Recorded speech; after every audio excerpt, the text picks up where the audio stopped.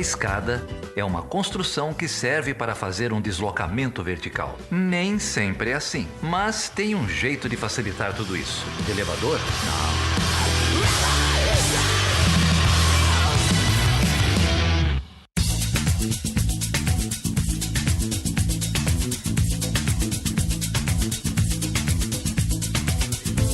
Sejam bem-vindas e bem-vindos a mais um episódio do Chutando a Escada. Aqui é a Débora Prado. E eu sou a Carol Pavese. Estamos aqui curtindo uma ressaca após ovo de Páscoa para mais um episódio do Chutando a Escada com vocês. É isso aí. Bom, e eu não comi tanto chocolate quanto você, Carol. Mas... Não, calma, eu ainda tô no... Você não tem criança em casa? Sempre sobra. Eu tenho, mas eu fico regulando o chocolate dessas crianças. Eu também.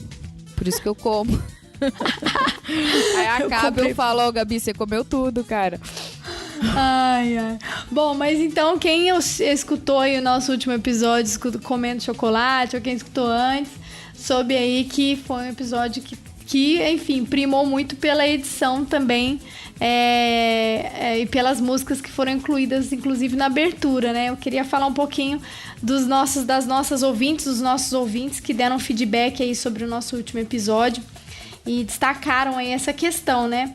Então vamos lá, eu queria só citar algumas pessoas aqui. André Souza, que também colocou sobre o episódio, elogiando o tema, o convidado, os efeitos sonoros, a trilha sonora, enfim. Alessandra também, Carolina, Cícero Roberto Omena, um abraço para todos vocês. O do Twitter também não dá para ser um acadêmico sério no Tweets, também falou sobre o funk da abertura do último episódio e disse aqui que deveria ser considerado um patrimônio cultural da humanidade e material da humanidade. O Winnie também falou sobre a questão da abertura do nosso episódio aí 104 sobre boatos, boatos e reações nas redes sociais. Então, assim, a repercussão foi bem legal, né, Carol? Foi no nosso grupo também de apoiadores aí no Whats. A Silvia também falou que adora Funk e Rebeldia Proletária no mesmo áudio. E o Rafa Almeida amou, disse que foi sensacional e ao mesmo tempo um assunto meio perturbador. Essa trilha sonora de fato deu o que falar, graças ao nosso Super Dimitri, que aliás eu tô começando a achar que só pode ser uma mulher, né? Pra mandar tão bem assim nas trilhas sonoras, aliás em todo o seu trabalho. Isso aí tem cara de ser trabalho bem feito, trabalho de mulher. Então vou mandar um abraço pra ela, ou ele, sei lá. Mas foi um episódio bem bacana mesmo. A trilha foi formidável. E vocês também não pararam, né? Você e o Felipe? Não, então, queria divulgar algumas coisas aí que aconteceram, né? Nesses últimos dias. O Felipe participou do Spin de Notícias sobre os 100 dias do governo Bolsonaro. Quem quiser, a gente vai colocar na descrição do episódio. Eu também queria agradecer o convite aí para participar do Fermata Podcast. E aí foi uma conversa bem legal sobre se a gente deve parar de ouvir aí artistas merdões. Tá aí uma pergunta difícil, né? E eu tentei conversar aí com o pessoal. Tivemos outras, além de mim, outras convidadas e outros convidados também. Depois a gente vai colocar aqui na descrição. E tem mais um podcast, né, Carol, que você queria indicar aqui? Então, tem um podcast novo, ou pelo menos novo pra gente, que chama Baseado em Fatos Surreais. É um podcast que narra em primeira pessoa histórias verídicas, que tem sempre um desfecho um pouco surreal. Então é um podcast, uma proposta bem diferente e bem interessante, vale a pena dar uma conferida. E também a gente tem aí um editorial da Boitempo, que saiu nesse dia 21 de abril, Tiradentes, nós que estamos aqui em Minas, que lembrou a morte da Nina Simone, que foi, além de uma super cantora, compositora, mas também foi uma ativista e uma mulher de muita garra. Então ela deixou um legado aí em várias áreas e além de ter a voz mais linda do mundo. Então foi muito bola dentro aí do Boitempo mandar esse editorial no dia 21 de abril. Vale a pena conferir no site deles, que aliás estão com vários lançamentos de livros legais, aí comemorando também a Rosa Luxemburgo e tal. Então confiram a Boitempo. É isso aí. E a Laura Weisbich, ela também participou, ela escreveu uma reportagem no Nexo Jornal. E eu recomendo a leitura sobre os votos do Brasil na ONU e reflexões aí sobre a atuação nas últimas décadas e perspectivas sobre o governo Bolsonaro.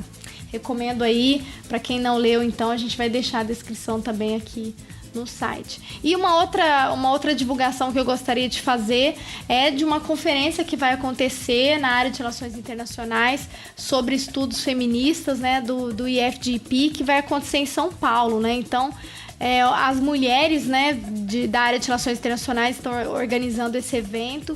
É a primeira vez aí que vai acontecer uma conferência tão importante dessa aqui no Brasil, agora nesse ano de 2019. As inscrições estão abertas, vocês podem entrar no site lá para receberem mais informações. E o tema que vai acontecer nesse encontro de outubro é sobre violência de gênero e resistência feminista na América Latina. Participem, né? Vocês aí, estudantes de relações internacionais, mestrandos e, enfim, doutorandas, eu vou mandar. Inclusive, eu estarei lá. E vai ter um evento também da IFGP também no México, né? Que vai acontecer um pouco antes, em setembro, vinculado à Flaxo. Então, a gente vai colocar o link aqui também. Isso, lembrando que IFGP é International Feminist Journal of Politics e é um dos jornais ou umas revistas científicas mais prominentes aí na área de estudos de gênero nas relações internacionais e na ciência política. Então, também fica a dica aí dessa fonte bibliográfica para quem quiser pesquisar. Eles têm uns artigos muito bons mesmo e a conferência é imperdível. Ainda mais em São Paulo, a gente vai de ônibus rapidinho, chegar lá, vale a pena. É isso aí, parabéns às mulheres aí que estão tocando esse evento e organizando. E aí a gente também tem a indicação de um filme, né, Carol? Tem, então, tá rolando aí várias discussões e eventos também para debater, assistir e debater um documentário que chama Exteriores, Mulheres Brasileiras na Diplomacia, que vai contar justamente isso, essa trajetória das mulheres que começou em 2019 com a primeira mulher ingressando na carreira, marcando aí 100 anos no ano passado dessa participação das mulheres no Ministério das Relações Exteriores. Então é um documentário bem interessante de 53 minutos, fica a dica também para passar em sala de aula. Bom, e para quem quiser nos apoiar aí, é sempre importante dar um apoio pra gente, pra esse projeto que a gente vem tocando, Chutando a Escada. Peço pra que vocês... Importante, né, Carol? Não, sempre até pedir aqui ajuda. Só o spoiler, né? Acabei de ler que o governo do Bolsonaro passou uma reforma na Lei Rouanet, que não vai mais se chamar Lei Rouanet, e que estipulou um teto de R$1 milhão aí para projetos. A gente que acabou de submeter o nosso Chutando a Escada por 16 milhões de reais. Vamos perder bom financiamento. Então, por favor, nos ajudem com R$5. É isso aí. Acesse o www.chutandoaescada.com.br/apoio. Vocês podem conversar com a gente também pelo Twitter, pelo Facebook, Instagram. Eu vou passar aqui. Twitter, @Chutando a Escada. Pelo Facebook e Instagram, é só procurar lá Chutando a Escada. E também escrevam pra gente, né? Por perguntas@chutandoaescada.com.br. Isso aí. E no episódio de hoje a gente vai conversar, na verdade a gente bate um papo aí a 3 mesmo, é um papo de bar super gostoso com a Joana Perrone sobre um tema bem pesado, né, Débora? Você quer apresentar ela pra gente? Apresento sim. Bom, a gente tem muito tempo que a gente tem vontade de conversar sobre esse tema, né, de feminicídio no Brasil, na América Latina e no mundo. E a gente conversou com uma especialista aí, uma pessoa fera para debater com a gente, para tirar dúvidas, esclarecer muitas coisas aí. Foi um debate muito importante, eu aprendi muito. E, enfim, espero que vocês gostem. Foi com a Joana Perrone, ela é formada em Relações Internacionais pela Universidade de Sussex e continua estudando aí o mestrado dela em Estudos da Mulher na Universidade de Oxford. Então, é uma pessoa que tem trabalhado bastante com essa temática aí do feminicídio. Escutem, eu tenho certeza que todo mundo vai refletir bastante aí sobre algumas percepções que a gente tem que são bastante equivocadas. Inclusive a gente até trouxe dando algumas narrativas pessoais. É um tema que toda mulher de alguma forma se relaciona e sempre não é uma relação muito positiva. É um tema pesado, mas que faz parte da nossa existência enquanto mulher nesse país. Então foi um tema que pra gente foi bem delicado e também cheio de emoção, né? Sim. Assistam e depois mandem seus comentários. I've got a babe, but shall I keep him? It will come the day when I'll be weeping. But how can I love him any less? This little babe upon my breast. You can take my body, you can take my bones, you can take my blood, but not my soul. You can take my body, you can take my bones, you can take my blood. nesse Som da Escada aí, importante e necessário, né, Carol? A gente vai receber uma pessoa que é especialista nessa temática, que é a Joana Perrone. Ela é doutoranda em estudos latino-americanos, com esse enfoque na área de relações internacionais na Universidade de Oxford. Fez graduação em Sussex, mestrado em Oxford em estudos da mulher, e veio conversar com a gente aí sobre feminicídio, né, com enfoque na pesquisa dela sobre feminicídio no Brasil. Tudo bem, Joana? Tudo bem aí, gente. Muito obrigada pelo convite. Eu tô super feliz de estar aqui. Admiro muito o trabalho de vocês. Obrigada, Joana. É um prazer estar aqui. A gente queria estar conversando sobre um tema um pouco mais feliz, mas acho que esse tema é extremamente importante, até porque, infelizmente, a gente lidera, e o Brasil lidera as estatísticas de feminicídios, né, no mundo. Só em 2017 foram mais de 1.300 vítimas confirmadas, registradas, né? Isso a gente vai falar um pouco. A maioria desses casos acaba não sendo apurado e nem sempre registrado como feminicídio, então o número deve ser bem maior, mas a gente está aí ocupando um lugar bem alto no ranking de feminicídios, e isso preocupou até a Damares essa semana, né, que fez uma reunião e falou que estava preocupada com isso. Talvez se a gente vestir rosa e for bela, recatada e do lar, na estratégia dela a gente consiga evitar isso. Mas vai ser um prazer bater esse papo com você aqui. Isso é muito bom. A mais animada que alguém pode estar para discutir feminicídio no Brasil. Ô, Joana, e me fala uma coisa, fala um pouquinho pra gente um pouco da sua trajetória de pesquisa, o que você tem estudado sobre esse tema. Sim, bom, você falou, né, eu tenho formação em RI, eu fiz minha graduação na Universidade de Sussex, na Inglaterra, aí eu fiz um mestrado na Universidade de Oxford em Estudos da Mulher, e aí eu fui fazer meu doutorado em estudos latino-americanos. Uma das razões pelas quais eu fui para um departamento mais interdisciplinar ao invés de ficar em RI, é porque a minha pesquisa é bem interdisciplinar. Eu acho que feminicídio é algo que a gente tem que olhar de uma maneira global, mas eu acho que a gente tem que engajar com vários tipos de pesquisa dentro da área de ciências sociais e ciências humanas para pensar sobre feminicídio. Então, eu, na verdade, tinha começado a fazer minha graduação falando, não vou falar de violência de gênero, eu já passo muito tempo na minha vida fazendo ativismo e brigando na internet por conta dessas coisas. E, infelizmente, continuei fazendo na vida acadêmica também. E feminicídio foi a minha principal rota. Assim, eu fiz alguns módulos em violência de gênero na minha graduação. Aí, quando eu fiz o mestrado, a minha dissertação de mestrado foi sobre violência de gênero no Brasil, fazendo uma análise comparada de produção de mídia e literatura de mulheres brasileiras. Foi bem fora do meu padrão. E aí eu fui aceita no meu doutorado e agora eu tô fazendo uma tese na qual eu tô tentando pensar feminicídio de uma maneira menos legalista, para além do direito penal, para além da gente pensar no feminicídio de uma maneira carceral e começar a pensar nele como uma forma de violência global contra a mulher. Então, é meio isso que eu tô tentando fazer. Mas como eu comecei agora, eu ainda tô naquele momento. Comecei no passado, mas eu ainda tô naquele momento de montar a tese, essas coisas. Isso fica até o final, hein? Quando tiver a defesa, a semana da defesa, você vai estar lá revisando as hipóteses e tudo mais. Pois é.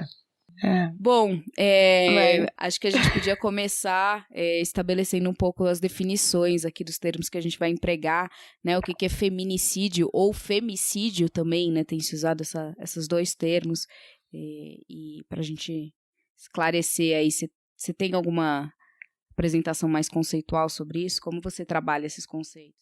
Então, eu na verdade tenho trabalhado bastante sobre a coisa do feminicídio e femicídio, porque originalmente teve o conceito de femicídio que foi criado principalmente por uma acadêmica chamada Diana Russell, que escreveu um livro enorme chamado Femicídio, a Política da Morte das Mulheres.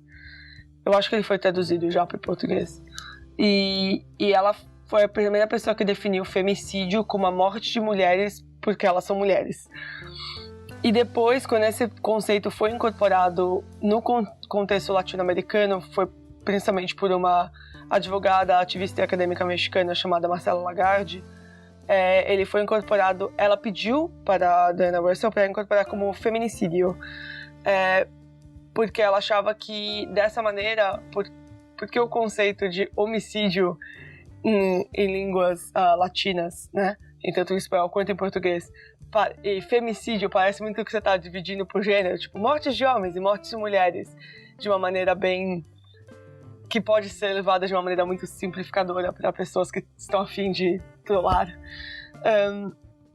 A Diana Russell achou que seria melhor falar de feminicídio. E ela começou a trazer elementos de questão de Estado, tipo, feminicídio também tem uma parte de cumplicidade do Estado em manter uma opressão e uma violência contra as mulheres. E no final acabou virando um certo, tipo, rasgo acadêmico entre essas duas vertentes, gente que fala femicídio e gente que fala feminicídio. Eu particularmente prefiro o termo feminicídio, primeiro porque eu acho que ele realmente faz com que, se você está se expressando em uma língua em que o homicídio soa muito com a palavra homem, você se distancia da ideia de dividir homicídio, por que você está falando só de mulheres que morrem, por que você não está falando de homens que morrem, essa história. E você também fala do Estado, que eu acho que é uma figura que a gente tende a ignorar. Não ignorar, mas tipo, não pensar sobre quais são as várias maneiras nas quais o Estado lida com a questão da violência de gênero. Então, essa é mais ou menos a divisão teórica bem geral entre os dois termos. Pra falar a verdade, eu não sabia que existia esse outro termo, femicídio. Pra mim sempre foi esse feminicídio. Em inglês é femicide. Né? Tem gente que usa feminicide. Nunca tinha parado pra pensar. Mas a gente vira e mexe, alguém fala também, mas você não está falando de femicide? Eu tenho que ficar tipo, não, eu uso a palavra feminicide mesmo. Mas essa foi a discussão que a Diana Russell teve. Foi por isso que o termo feminicídio é meio normal hoje em dia, eu acho que em contextos latino-americanos particularmente. A lei do Brasil é a lei do feminicídio, não é a lei do femicídio. Agora me fala uma coisa, Joana, que tem Bom, a gente sabe disso, né? Nessa onda conservadora que temos vivido aqui nesse país, em outros lugares do mundo também, né? A gente tem observado o movimento de pessoas que querem desqualificar o feminicídio, né? E apenas afirmar que são mortes como quaisquer outras, ou mortes passionais, né? Que é um termo também muito utilizado, inclusive pela imprensa, né? Eu queria que se você pudesse explicar um pouco melhor qual é o argumento que esse tipo de grupo de pessoas utiliza para desqualificar o termo feminicídio. Sim, bom, eu acho que você falou muito bem quando você fala da questão do crime passional, que eu acho que é o discurso mais comum. Assim, infelizmente a maior parte de feminicídios que a gente tem notícia, óbvio que é sempre difícil de medir, porque é meio, como vocês já disseram, é um crime que você acaba não tendo estatísticas muito accurate, claras, corretas. precisas. É isso que eu tô procurando, isso. Estatísticas precisas. Mas 50% mais ou menos desses crimes acontecem dentro da casa, e a maior parte deles são de violência doméstica e familiar. E a violência doméstica e familiar é muito interpretada por meio dessa questão do crime passional, que é a ideia de que uma mulher morre porque ela é amada demais. Porque alguém ama tanto uma mulher que mata ela, porque perde a razão por conta do amor. Que absurdo. Que totalmente sem base, né, senhor? Não faz sentido nenhum. Desculpa. Não. Eu me sinto exatamente do mesmo jeito. É a coisa mais contraditória que existe. Mas uma das coisas que eu fiz na minha tese de mestrado era falar um pouco sobre como a mídia não fala disso de uma maneira tão aberta quanto já falou anteriormente. Se você pensar historicamente, não sei se alguém vai pegar essa referência, mas o caso da Angela Diniz, dos anos 70, foi um caso no qual ela foi morta pelo parceiro dela. E a defesa do parceiro dela, o Doca Street, alegou que ele tinha sido seduzido por uma Vênus lasciva, uma femme fatale, e ele matou ela porque ela ofendeu a honra dele, e ele tinha que se defender. E ele foi, primeiramente, né, ele recebeu uma pena só de 2 anos em regime aberto, e depois essa pena foi mudada por conta do ativismo feminista na época. E apesar de hoje em dia poucas pessoas na mídia ou abertamente falarem não, é porque ele estava muito ofendido porque ele foi traído, sempre tem umas certas fugas discursivas para uma ideia que vai pra essa ideia do crime passional, que é aquela coisa do tipo, ele estava muito triste com o fim do relacionamento, ele estava tendo uma crise amorosa, ele era muito ciumento, que são todas narrativas que dão essa ideia de amor e romance. E muitas pessoas utilizam isso para desqualificar a ideia de que feminicídio é de alguma maneira ligado a uma violência pura ou algum tipo de misoginia ou um ódio contra uma mulher, porque na verdade, coitado do acusado, porque ele estava sofrendo e dessa maneira ele não tinha ódio no coração dele, ele só tinha amor. E a outra narrativa é aquela que que eu acho que é um pouco daquelas que eu acho que é mais difícil de você refutar, que é a ideia de não, mas homens morrem mais. É verdade. Tipo, a gente não vai dizer que homens morrem menos do que mulheres, porque isso não é verdade. Mas a narrativa de que homens morrem mais pelas mesmas razões que mulheres morrem é insustentável, porque as razões são diferentes. E é um discurso desqualificador. Em 90% do tempo, as pessoas que estão fazendo essa ideia de não, mas você não está preocupada com a morte dos homens, não está preocupada com a morte dos homens.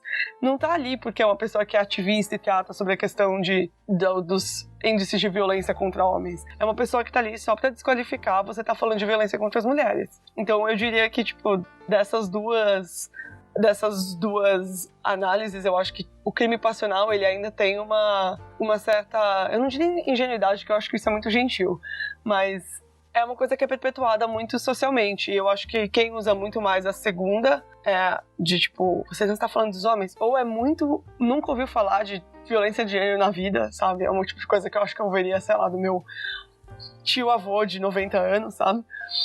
Ou tá ali só para desqualificar o debate. Tem um dado do Escritório da ONU para Crimes e Drogas que eles colocaram isso, né? Que os crimes no mundo, a gente tem 80% dos homicídios são contra homens, então as vítimas são homens, mas quando a gente vai para a questão de crimes relacionados a família ou parceiros, né, que é uma categoria que eles usam, aí a gente tem 64% das vítimas sendo mulheres, e nos casos de homicídio causado por um parceiro íntimo ou ex-parceiro, as mulheres são 82% desses casos.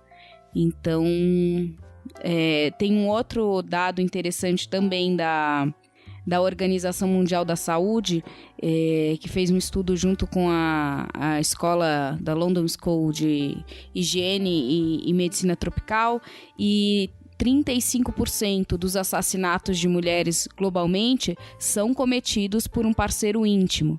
E nesse mesmo estudo, dos homens que são mortos, só 5% dos casos são cometidos por uma parceira, né? Então a gente vê que a taxa desses crimes acontecerem por parceiros das mulheres são muito mais vítimas. E um dado interessante é que as mulheres, a maioria desses casos onde a mulher mata o seu parceiro, são casos que acontecem em defesa, em autodefesa, né? Geralmente seguidos de um ataque de violência do parceiro, onde, para se defender, a mulher mata o homem. E não o contrário. E a maioria, isso foi um estudo feito pelo Canadá, no governo canadense, né? E aí eles viram isso também, que no Canadá a maior parte das mulheres, então, quando elas matam um parceiro, é em decorrência de uma briga, né? E de um ataque a ela, onde ela se sente acuada e aí vai, né, em autodefesa, acaba matando o seu parceiro ou ex-parceiro, né? E no caso das mulheres que são assassinadas nesses tipos de crime, a maioria resulta ou de uma discussão ou então de uma motivação por ciúmes. Então não é decorrente necessariamente de uma briga, de um ataque de violência, né? Mas são crimes até, de certa forma, mais premeditados. Se pensar que é por ciúmes, né? A pessoa não tá ali tão no impulso. Então, é interessante como os dois grupos reagem, mesmo que a gente fale e considere, né, tenha que considerar estatisticamente que existem casos nos quais as mulheres são as assassinas, né, e os homens são as vítimas. Esses casos são muito pouco, comparado com a estatística, né? E aí vem a discussão e o José da Penha, né? E aquelas discussões todas, para também desqualificar esse tipo de lei. E também tem isso, né? A mulher geralmente ataca para se defender. E o homem não. Ele ataca por atacar. Sim, e você falou uma coisa dessa coisa do premeditado. Eu acho que é importante notar, assim, eu tento sempre não falar muito de casos específicos de uma maneira muito explícita, porque eles são muito pesados. Mas eu tô fazendo uma análise de todos os casos de feminicídio que eu consigo encontrar na mídia em 2019, o que é difícil, mas não de achar, só de ler. Tem muito caso, são todos horríveis. Mas muitas vezes o que eu fico mais impressionada é que muitos desses... As pessoas têm a ideia de que violência doméstica, o feminicídio dentro do contexto da violência doméstica, acontece de uma maneira súbita. A pessoa deu um tiro na mulher e aí ela morreu. A pessoa derrubou uma mulher, ela bateu a cabeça e ela morreu. Muitos desses casos, na verdade, são uma violência... Para chegar à morte, a pessoa passa por um processo de violência muito longo. Ela tomou 20 facadas, ela foi queimada viva, ela foi espancada até a morte. Ou seja, não é uma coisa tipo, ele cometeu um erro pontual num tempo, não que isso fosse justificado, mas a narrativa não é de uma pessoa que teve um momento pontual no qual ela cometeu um ato de violência que foi exacerbado e causou morte. É o famoso estava fora de si, né? Você não fica fora... Tem casos em... Bom, vocês devem ter lembrado daquele caso da mulher que foi espancada por 4 horas. Sim. Tava na mídia 1 mês atrás, mais ou menos. Ninguém tá fora de si por 4 horas, entendeu? Essa ideia de que a pessoa tá fora de si e comete um crime é mais uma maneira de tirar a culpa e a responsabilidade de quem tá cometendo o crime, né? Eu me lembrei de um caso, até te mandar, Carol, que eu vi numa coluna do Estadão que chama Capitu. E aí era um caso que aconteceu em Poços de Caldas, inclusive. De uma mulher que... E aí eu acho que isso faz vínculo com o que você está dizendo, né? Dos caminhos que vão levar à violência, né? O último estágio da violência contra a mulher é a violência contra o seu corpo, né? Seja pela morte, seja pelo estupro. Mas tem vários pequenas violências que vão acontecendo e as mulheres muitas vezes se silenciam, né? E aí era um caso de uma mulher que ela conheceu um companheiro, aí mudou totalmente o comportamento, abandonou a faculdade porque o companheiro fez com que ela abandonasse a faculdade, parou, a mãe não sabia que ela tinha abandonado o curso, ele trancava ela dentro de casa, saía e deixava ela trancada, aí a mãe falava, o maior erro dela foi ficar em silêncio, porque ela não contava pra família, ela falava, não, ele esqueceu a chave, não sei o quê, e sempre tinha uma desculpa, assim, né? E aí ele tirava ela do círculo social, da família, tinha um telefone que ele controlava o telefone celular dela, e aí por fim ela engravidou sem querer, inclusive a mãe conta que ela não queria engravidar, mas aí ele insistiu pra que eles se casassem, engravidassem, e aí ela engravidou. E aí ele começou a desconfiar que o filho não era dele, por conta de, enfim, ela foi trabalhar e não sei o quê.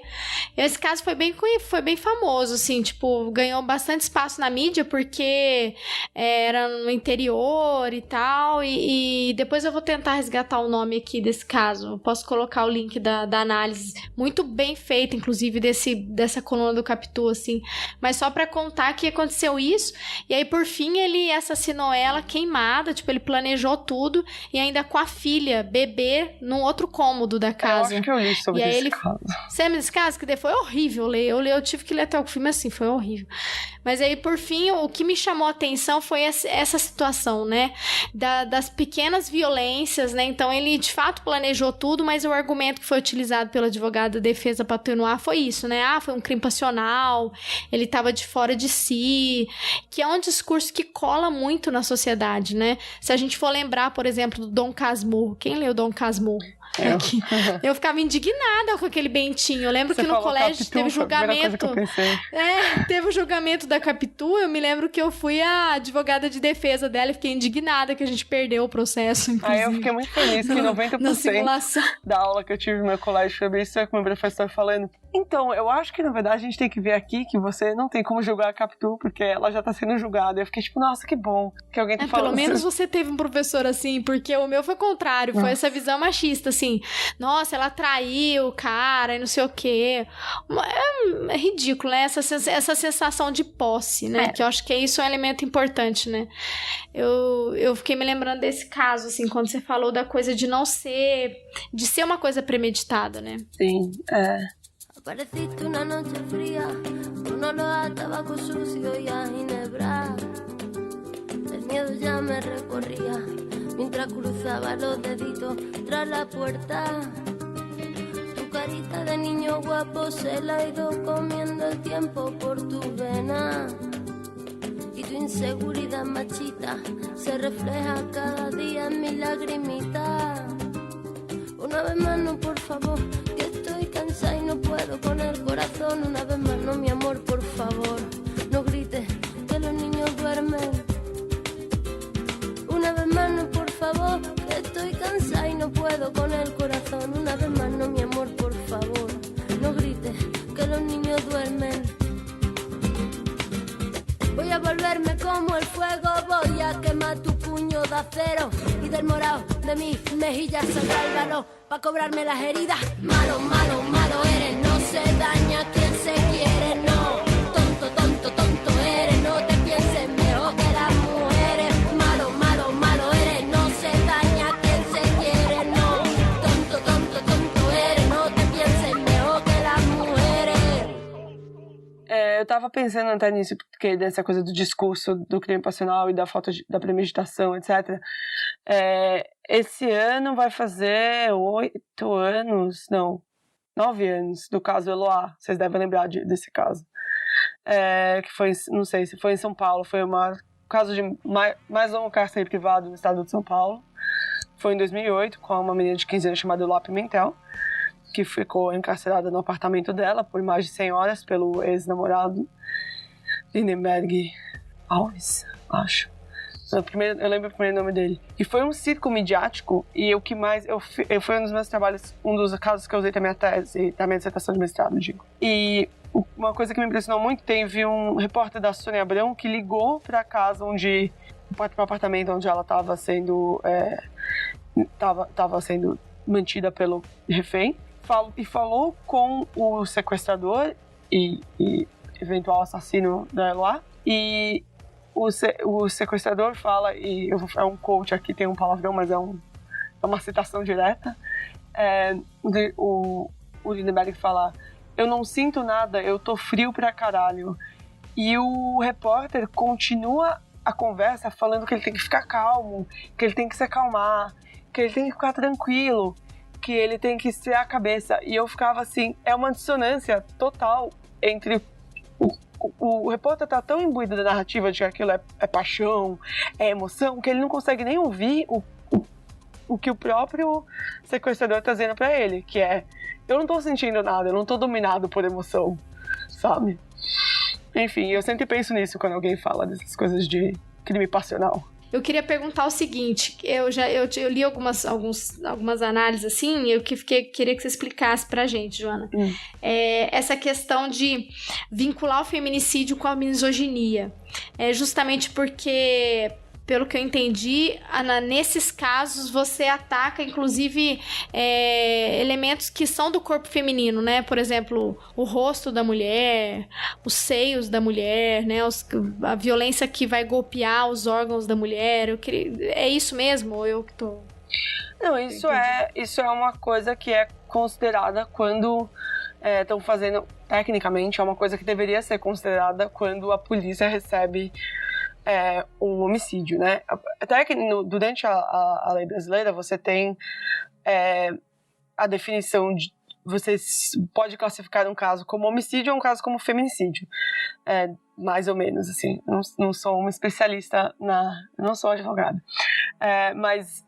É por isso que muitas vezes você tem uma estatística de homicídio contra mulheres muito grandes e uma estatística de feminicídio muito menor, apesar de você poder dizer que aquele homicídio das mulheres, vários daqueles homicídios se encaixariam na definição de feminicídio. Existe um processo para definir que um crime é feminicídio. E, tecnicamente, esses elementos de como a mulher morre e quais são as feridas que são feitas numa mulher, são elementos que você tem que considerar quando você está fazendo uma análise de feminicídio.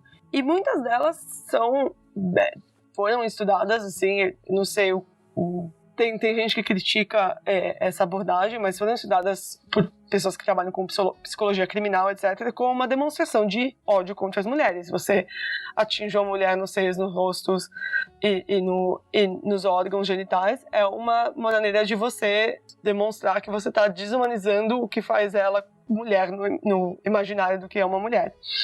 E eu acho que isso é uma coisa que tem que ser considerada. Mas a ligação do feminicídio com a misoginia também tem a ver com a circunstância do crime. E é isso que é uma das coisas que é discutida. Por que nem todo crime que mata uma mulher é considerado um feminicídio? De acordo com a lei brasileira, todo o crime de violência doméstica e familiar deveria ser enquadrado como um crime de feminicídio. E todo crime que demonstra uma...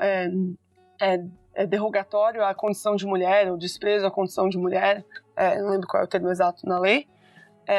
Por exemplo, crimes que têm fundo sexual, por exemplo, um estupro seguido de morte, deveria se encaixar dentro da noção de feminicídio. Nem sempre isso é feito, mas existe uma tentativa de, por meio de você deixar isso bem claro na lei, de vincular que todos os crimes que têm fundo misógino, que seriam, por exemplo, a ideia da posse ou a ideia da violência sexual, etc., e que resultam em morte, são feminicídio. Não sei se isso ajudou. Tem já que a gente vai trazer casos, tem um que vai nessa linha do ataque físico e tal, foi uma vendedora em Alagoas, chama Thalita Oliveira. Isso aconteceu também no dia 25 de março desse ano. Ela teve várias mutilações por parte do marido e ele, inclusive, ela teve que fazer pelo menos 15 cirurgias no rosto, porque ela terminou o relacionamento com ele e ele foi embora.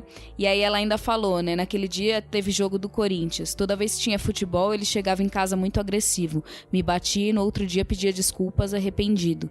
E aí um dia ele veio pra casa, quando eles já não estavam mais juntos, e mordeu a orelha dela, mordeu o nariz dela, quebrou ela inteira e foi embora. E aí ela pegou o pedaço do nariz e o pedaço da orelha e tentou colocar num gelo para ver se ela conseguia fazer uma reconstrução, salvar o pedaço. E aí, como ela colocou no gelo, ela falou que necrosou, então ela não conseguiu, necrosou a pele, ela não pôde utilizar. Mas ela ficou sem o nariz, fechou o nariz inteiro dela, assim, e o rosto todo desfigurado. E eu lembro que quando teve a Copa da Rússia, eu li uma notícia no jornal inglês falando justamente isso, sobre uma campanha do governo para que os homens não ficassem agressivos quando tinha jogo. Porque no dia de jogo da Inglaterra, o número de crimes de violência doméstica é bem mais alto. Quando tem jogo de futebol, os homens se animam mais, no sentido, se excitam mais, né? Não animam, mas ficam mais agressivos, né? Pelo próprio jogo e tudo mais, bebem e tudo mais, e chegam em casa e descontam nas mulheres. E aí tinham alguns relatos de algumas mulheres falando isso, que elas acompanhavam o resultado do jogo de casa e sabia que se o time do cara tivesse perdido, ele ia chegar bêbado, ele ia chegar agressivo, né? E corria o risco dela sofrer alguma violência em decorrência disso, então elas já se preparavam para isso, assim. Então é uma coisa que, né, isso a Thalita, essa vítima, colocou aqui. Felizmente, Corinthians, meu time, mas nem todo corintiano é um babaca, mas dá pra gente ver que isso não é uma coisa específica nem da Inglaterra, nem do Brasil, né? Esses eventos e esses momentos que disparam esse gatilho de animalesco e nos homens para ficar mais violentos. Basta a gente ver a violência que acontece nos estádios, que acontece fora dos estádios, né? E se tem essa quebradeira geral ali fora, provavelmente quando ele chegar em casa e encontrar alguém mais vulnerável ainda do que o torcedor do outro time, que é do tamanho dele, ele também vai descontar, né? Na mulher ou na criança. Isso também a gente tem que sempre relacionar. Quando a gente fala em feminicídio, a gente não está só falando de crime contra a mulher adulta, mas contra meninas também, né? Sim, a gente teve alguns casos do que a gente chama de feminicídio por conexão, que é quando uma mulher morre defendendo outra mulher que seria vítima de feminicídio ou de violência contra a mulher. E muitas vezes feminicídio de conexão são crianças ou adolescentes, né, meninas, que tentam, por exemplo, e às vezes meninos também, que tentam, por exemplo, proteger a mãe numa situação de violência doméstica. Isso é uma coisa que acontece, eu acho que não é tão falado assim, até porque eu acho que muitas vezes as pessoas acabam focando, obviamente, numa coisa horrível que é uma violência contra uma criança, mas sem considerar o contexto de violência doméstica e não classificam isso como feminicídio. Mas a campanha do futebol é uma ótima lembrança. Eu ia falar, nossa, você falou, eu tava pensando na mesma coisa, porque foi na Copa do Mundo ano passado, eu tava no Brasil, mas é óbvio que, né, eu moro na Inglaterra, então eu tava rolando em todos os grupos feministas que eu tô, tipo, vocês viram essa campanha, violência de gênero e futebol, etc, e eu sou bem boleira, então eu tava interessada em ver como isso tava sendo repercutindo dentro do futebol, etc. E é uma questão pra se pensar, mas eu acho importante a gente falar que não é... Às vezes me incomoda quando a gente fala de feminicídio no Brasil, que as pessoas acham que é uma questão do Brasil, dos outros países que estão no topo do ranking de feminicídio, que eu acho que é El Salvador, Guatemala, Rússia, Brasil e... não lembro qual é o quinto. Quer dizer, o Brasil é o quinto, eu não lembro qual é o quarto. E as pessoas ficam, mas na Europa, por isso eles querem dizer Europa Ocidental, nos Estados Unidos, isso não é um problema, do jeito que é no Brasil. O feminicídio é um problema global, e eu acho que isso é uma coisa que é importante ser pontuada, porque senão você acaba caindo em explicações que são muito problemáticas, em tentar explicar feminicídio como, é uma questão cultural, ou é uma questão particular deste lugar aqui, que não é desenvolvido da maneira X ou Y, que é muito superficial numa análise de uma questão que, no fundo, é sistêmica contra a mulher. Que é aquela discussão, que aqui só tem gente bárbara e na Europa as pessoas são civilizadas, né? Isso, uma coisa que você falou que eu fiquei pensando também, que faz todo sentido, é a questão da denúncia, né? Tipo, de movimentos que vão transformar também e trazer à tona a necessidade de você se envolver nesses casos e de fato relatar denúncias, porque uma coisa que tá me dando uma certa aflição é que a gente tá conversando aqui e dá a impressão de que é uma coisa que tá acontecendo super longe do nosso universo, né? Assim, que existe, os índices são assustadores, mas a gente não conhece.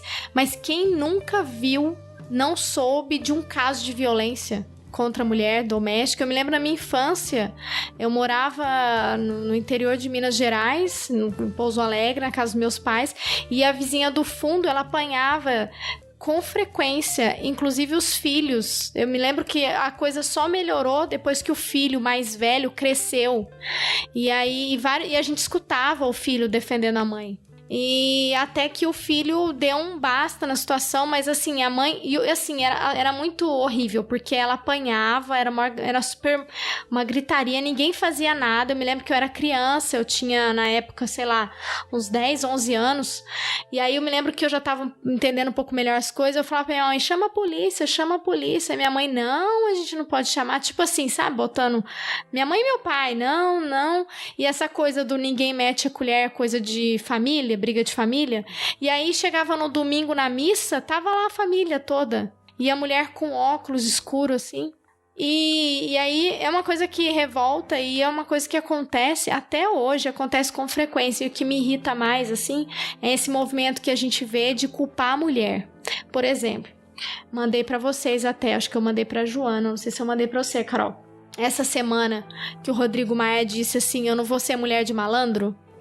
Vocês viram isso? Ele me mandou. Nossa, eu fiquei com uma raiva que ele pegou e falou assim, não, porque eu não vou apanhar da base, né, por conta da reforma da Previdência, porque eu não sou mulher de malandro. Eu fiquei com tanta raiva disso de uma pessoa. Tá certo que eu não espero nada vindo dele, né? Vindo dele a gente só espera lixo, assim, né, desse pessoal aí. Mas é uma figura pública reforçar uma visão tão preconceituosa com relação à mulher que você desqualifica todos os movimentos que a gente tem feito para conscientizar as pessoas. Nenhuma mulher apanha porque gosta. A mulher sofre violência, ela sofre violência psicológica que vai tentar diminuir, inclusive desempoderar mesmo, né? Dizer assim, você é burra, você não dá conta, você não consegue, você depende de mim.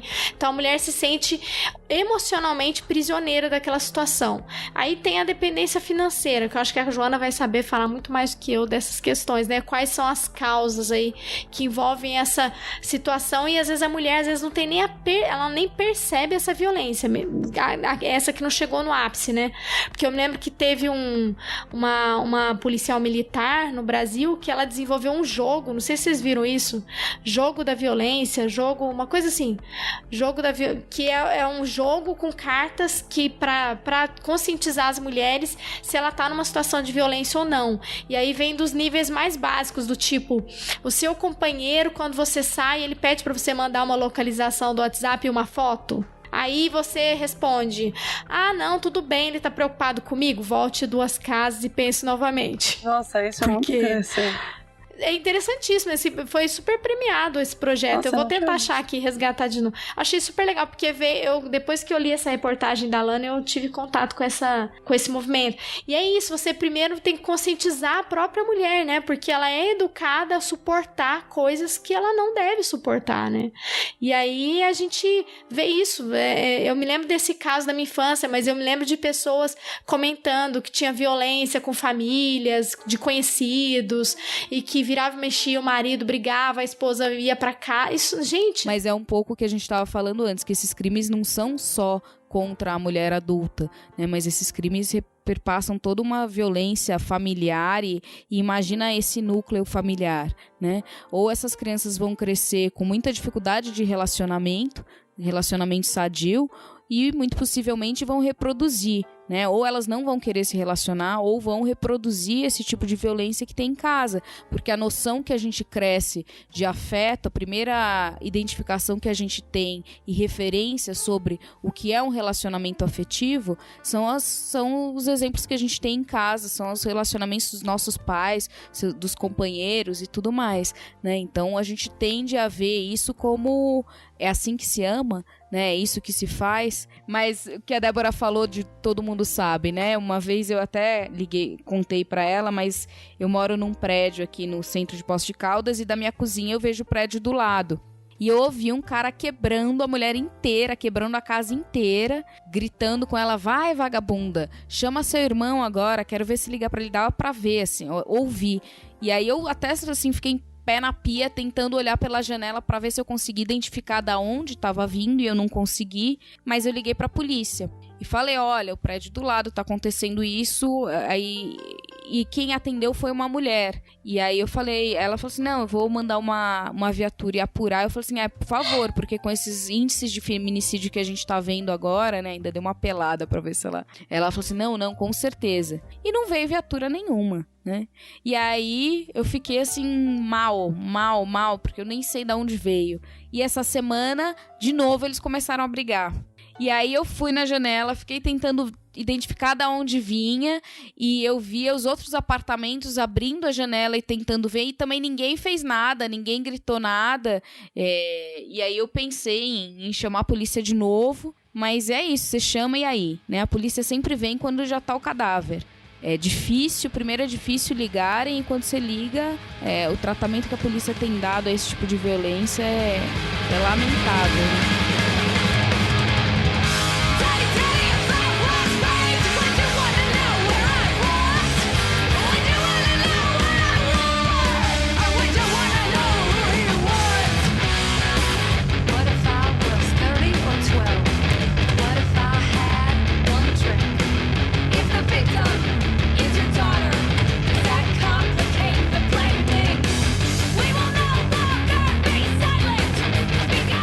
Chocolate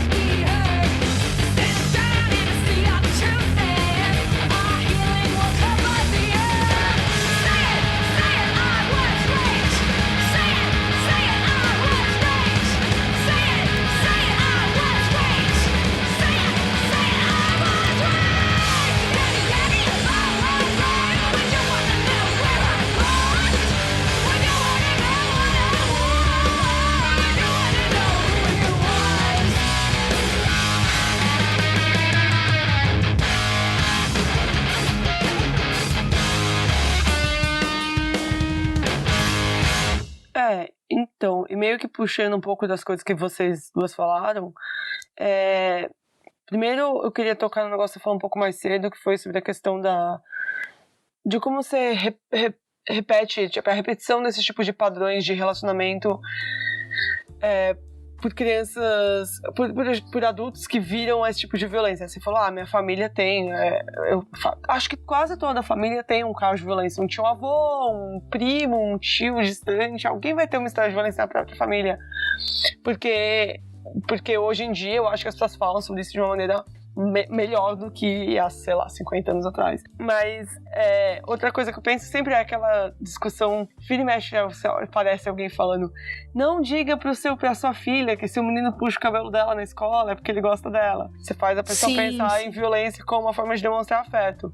E eu tava meio pensando nisso quando Carol, você falou da questão de você ver a violência como uma forma de expressar um relacionamento amoroso.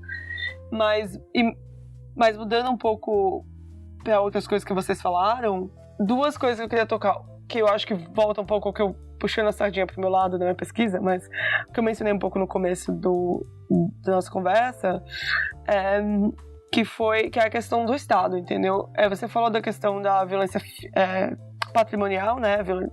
Questão financeira, e você falou a questão da polícia, né?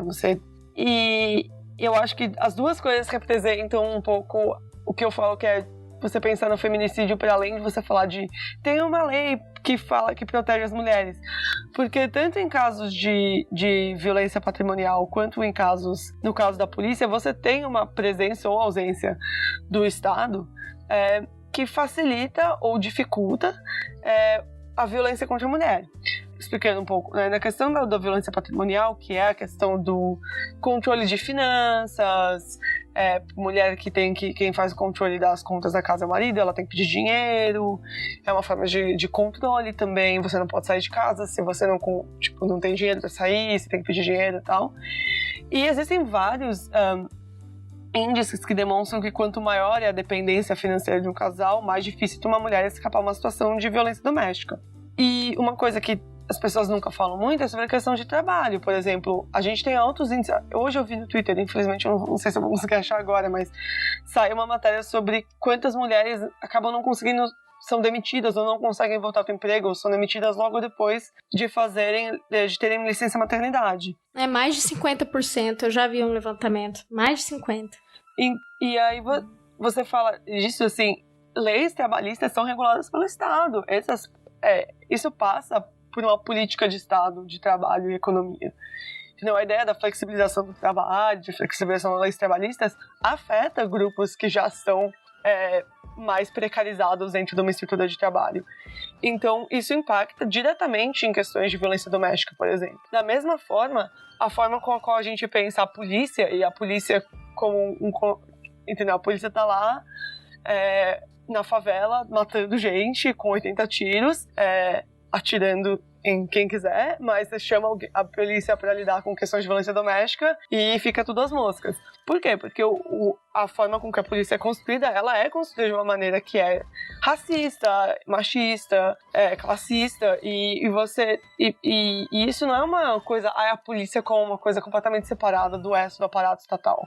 Por isso que eu acho que quando a gente pensa em feminicídio, é muito importante a gente pensar no feminicídio para além de pensar a maneira de resolver a questão do feminicídio é ter uma lei que fale de feminicídio. É óbvio que é importante você ter proteções legais abertas para mulheres, eu não estou dizendo que não é, mas eu tenho um pouco de receio de você basear o ativismo feminista, o ativismo de mulheres, o ativismo contra a violência de gênero em respostas que só perpassam atitudes do Estado. Porque no fim do dia, o Estado também está imerso no sistema de opressão que leva à violência de gênero. E não só da maneira direta do momento em que a mulher é agredida, mas em criar as condições nas quais as mulheres ficam mais precarizadas e mais vulneráveis às situações de violência.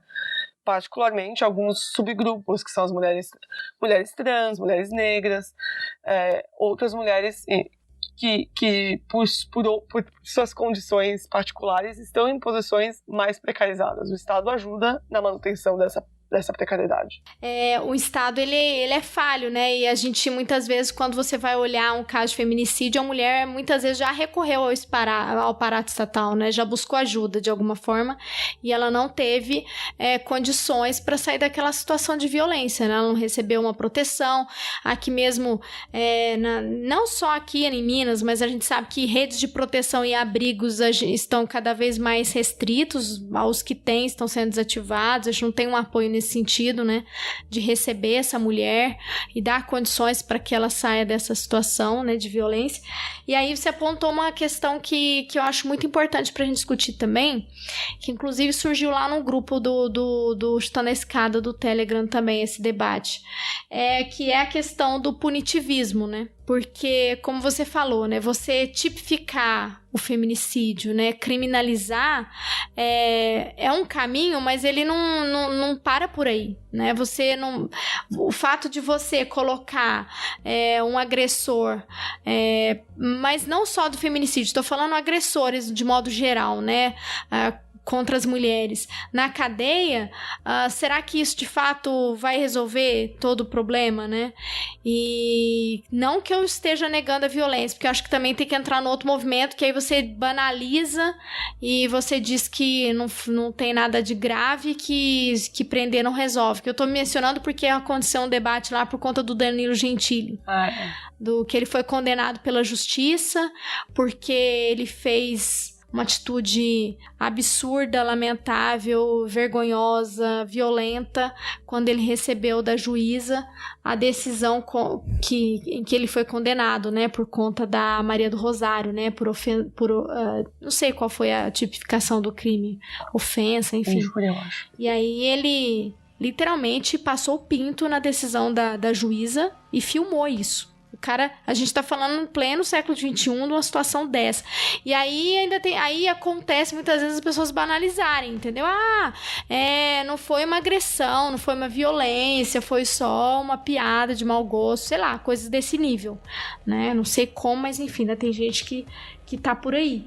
Mas aí vem o discurso assim também, que eu acho que é importante a gente discutir, problematizar, que tem gente séria que estuda isso, inclusive foi mencionado lá no grupo, olha, o punitivismo por si só, ele não resolve, assim, no sentido de você prender, enfim, que uma saída seria, né, que foi colocada lá, por exemplo, indenizações altíssimas, que não são, né? O Bolsonaro foi condenado pela Maria do Rosário, acho que foi coisa de 1.000, né, de dezenas de milhares, não foi uma indenização alta? Foi uns 10 mil, 15 No caso do Gentili. Eu acho que foi 10 mil. Aí se você recebe Gente, na boa, pra esse pessoal isso aí não é nada, né? Então, vale a pena você continuar agredindo, né? Então, tem esse caminho, mas eu queria que você conversasse um pouquinho com a gente sobre esses dois pontos.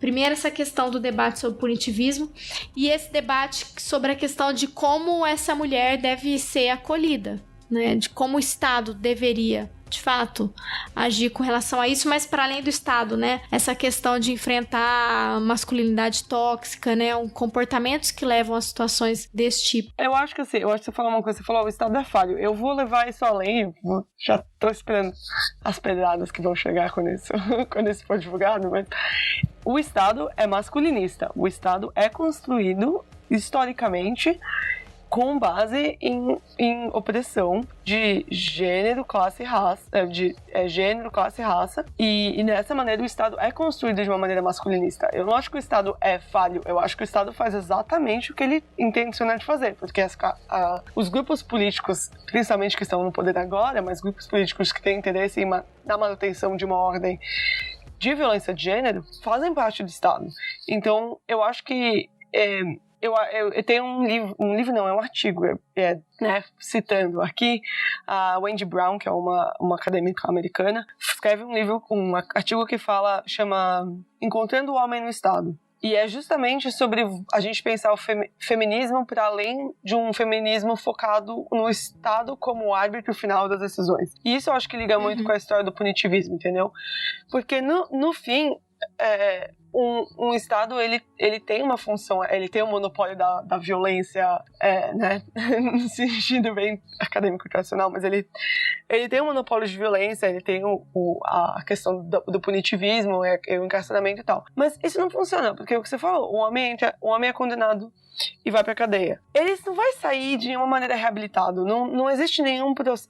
Ele vai sair e ele vai ofender de novo, entendeu? E vai continuar a ter um ciclo de violência de gênero. Então, a resposta tem que ser para além de pensar, não, tem que jogar o homem na cadeia e ele tem que pagar pelo que ele fez. E é muito difícil pensar isso. Eu tenho uma dificuldade muito grande, né? Porque, como eu disse, eu faço um levantamento de violência de gênero todos os dias, basicamente. Eu entro na internet e falo, quem mais morreu hoje, sabe? E dá muita raiva. Você quer muito, você quer que as pessoas, tipo, apodreçam, você fica com raiva, você fica com ódio, como você faz isso? Só que isso não é uma resposta que resolve o problema, entendeu? Ela resolve o meu sentimento de indignação. E um sentimento de coletivo de indignação, porque é uma situação horrível. Só que, praticamente, no sentido de prática política de redução de violência de gênero, ela não resolve, porque, infelizmente, o sistema carcerário é horrível, o sistema carcerário brasileiro é ainda pior, a gente tem sérios problemas, e isso não vai resolver. Então, eu acho que nisso que eu falo assim, a gente tem que pensar para além dessas discussões.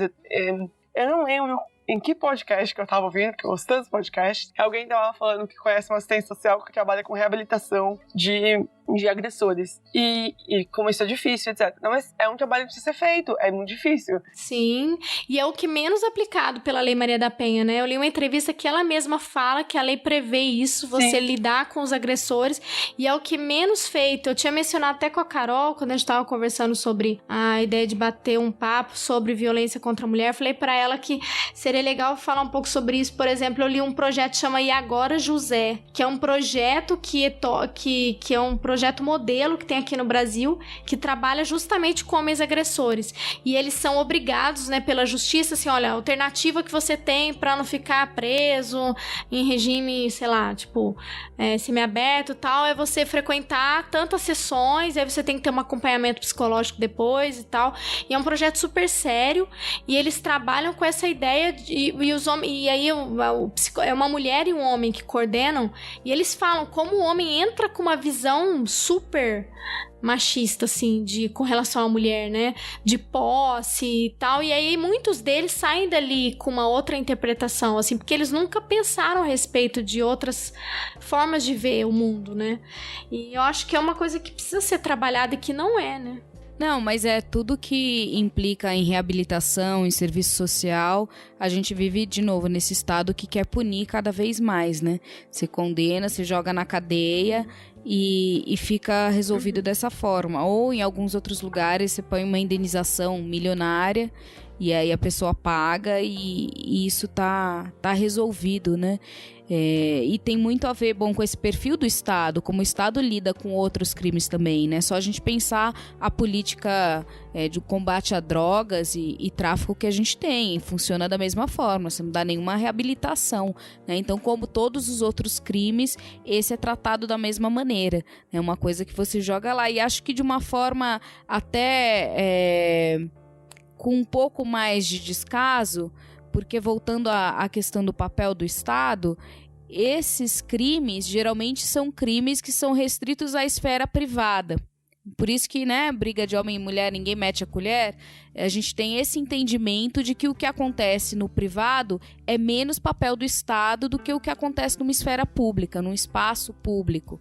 E os crimes contra os homens, já que não são crimes de violência doméstica, os óbitos, né, os assassinatos, as violências contra os homens acontecem nesses espaços públicos, né, via guerra, via facções criminosas, então está relacionado a tráfico de drogas, acidentes de trânsito, uma série de coisas nas quais a gente tem, mesmo que absolutamente erradas, mas a gente tem a tutela do Estado sobre aquilo, o Estado reconhece sua tutela sobre aqueles crimes, né?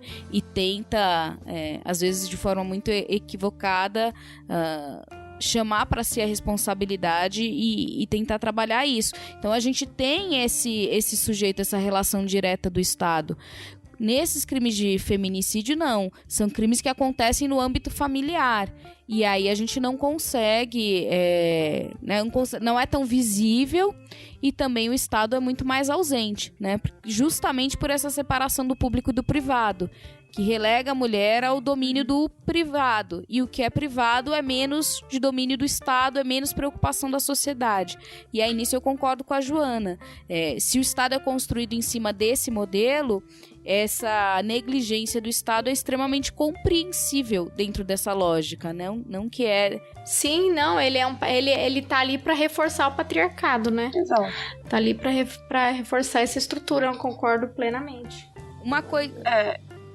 uma coisa que eu acho que era importante a gente pontuar também, que a gente tá falando de feminicídio, citou algumas coisas, alguns casos brasileiros e tá pensando muito no nosso contexto aqui, mas de novo reforçar essa ideia de que feminicídio envolve uma série de outras práticas, de motivações, né? A prática é sempre a mesma, é o assassinato de mulheres e meninas motivadas por uma questão de gênero, mas a gente tem diversas categorias de motivações ou de escalas para esse tipo de crime, né? E aí preparando para o podcast, eu entrei em contato com uma categoria que eu fiquei meio horrorizada, que são os crimes de violência doméstica provocados por parceiros, né? Então, intimate partner violence, durante a gravidez. E aí tem um relatório da Organização Mundial da Saúde e que fez um levantamento em algumas amostras de regiões e de estados e que coloca, por exemplo, que esse tipo de violência, então onde há uma violência física contra a mulher grávida, ela vai variar entre mais ou menos 1% no Japão e 28% das mulheres grávidas no Peru. É uma causa também bem recorrente de violência nos Estados Unidos. E aí a gente vai ter algumas regiões como a Índia, também o Egito, a gente vai ter 32% das mulheres grávidas sofrem esse tipo de violência. Índia, Arábia Saudita, todos esses ficando a mais de 20%, né? E aí a gente tem o México com 11%, mas eu fiquei assustada com o alto índice desses casos. E em algumas regiões, a maioria desses casos é a primeira vez que há uma violência doméstica. Porque geralmente a gente pensa de novo nesse histórico, né, de uma relação doentia e violenta, e aí a mulher fica grávida e essa violência ela continua mesmo a mulher estando grávida.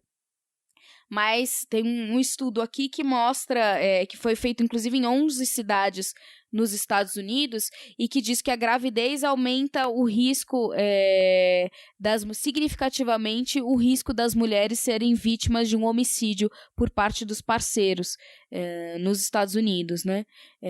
Então é bem, bem chocante. E aí esse tipo de violência leva ou ao próprio óbito da mulher, ou então ameaças à saúde reprodutiva, porque muitas vezes o homem sempre vai na parte mais fraca, então ele vai chutar, vai socar, vai às vezes esfaquear o ventre da mulher grávida, né, causando danos ou óbito do feto também, um aborto e tudo mais. Mas eu fiquei assustada, assim, o quanto a gravidez puxa esse gatilho de violência, né? E eu acho que meio na mesma linha eu não lembro. Não faz muito tempo, faz um tempo, mas entre 2013, quando ainda tinha a lei do filho único na China, fizeram vários artigos sobre o infanticídio de meninas. Isso é uma coisa que é considerada dentro das análises internacionais de feminicídio, que a morte de meninas, crianças, porque elas são meninas, meninas morrem porque pais querem filhos homens e não filhos mulheres, por exemplo. Ou então porque elas recebem violência doméstica da mesma maneira que mães quando elas estão executando seus papéis domésticos, na caso de, por exemplo, óbito da mãe ou ausência da mãe, e esse tipo de coisa. E eu acho que são realmente coisas que nós falamos menos, não porque não acontece no Brasil, mas eu acho que porque muitas vezes isso não é discutido de uma maneira que considera gênero. E é considerado corretamente como abuso infantil, mas também as questões de gênero não começam a existir quando as pessoas viram adultas, né? Elas existem desde que a criança nasce. Ela é colocada dentro de um papel de gênero específico. E nesse caso, como você falou, a mesma coisa, na China e na Índia são o topo da lista na questão da questão do infanticídio feminino. Pelo menos a última estatística que eu lembro de ter lido era isso. E acho que é importante também a gente falar de outras questões de feminicídio que não são só as brasileiras. Infelizmente, o Brasil é um dos casos principais de feminicídio, e eu acho que ele é um caso particular porque ele não está num contexto tão grande de violência. Quer dizer, ele está num contexto grande de violência, né? No dia a dia brasileiro é bem violento no geral, nas capitais e tal também, e essas coisas, mas se você pensar nos outros países que eles têm um histórico de violência, tipo guerra civil, conflito armado, de uma maneira muito maior. O Brasil não tem. E o Brasil tem uma legislação, a Lei de Maria da Penha é uma legislação muito boa. Então é por isso que eu acho que às vezes a gente pensa, tipo, não, é uma construção específica do Estado brasileiro. Não acontece em todo lugar. Tanto que o Estado brasileiro tem até leis que consideram isso, mas isso não resolve o problema, porque o problema não é a legislação brasileira, o problema é maior do que o Estado brasileiro. E, enfim, acho que eu fui meio numa tangente aí, mas acho que deu pra entender o que eu tava querendo dizer.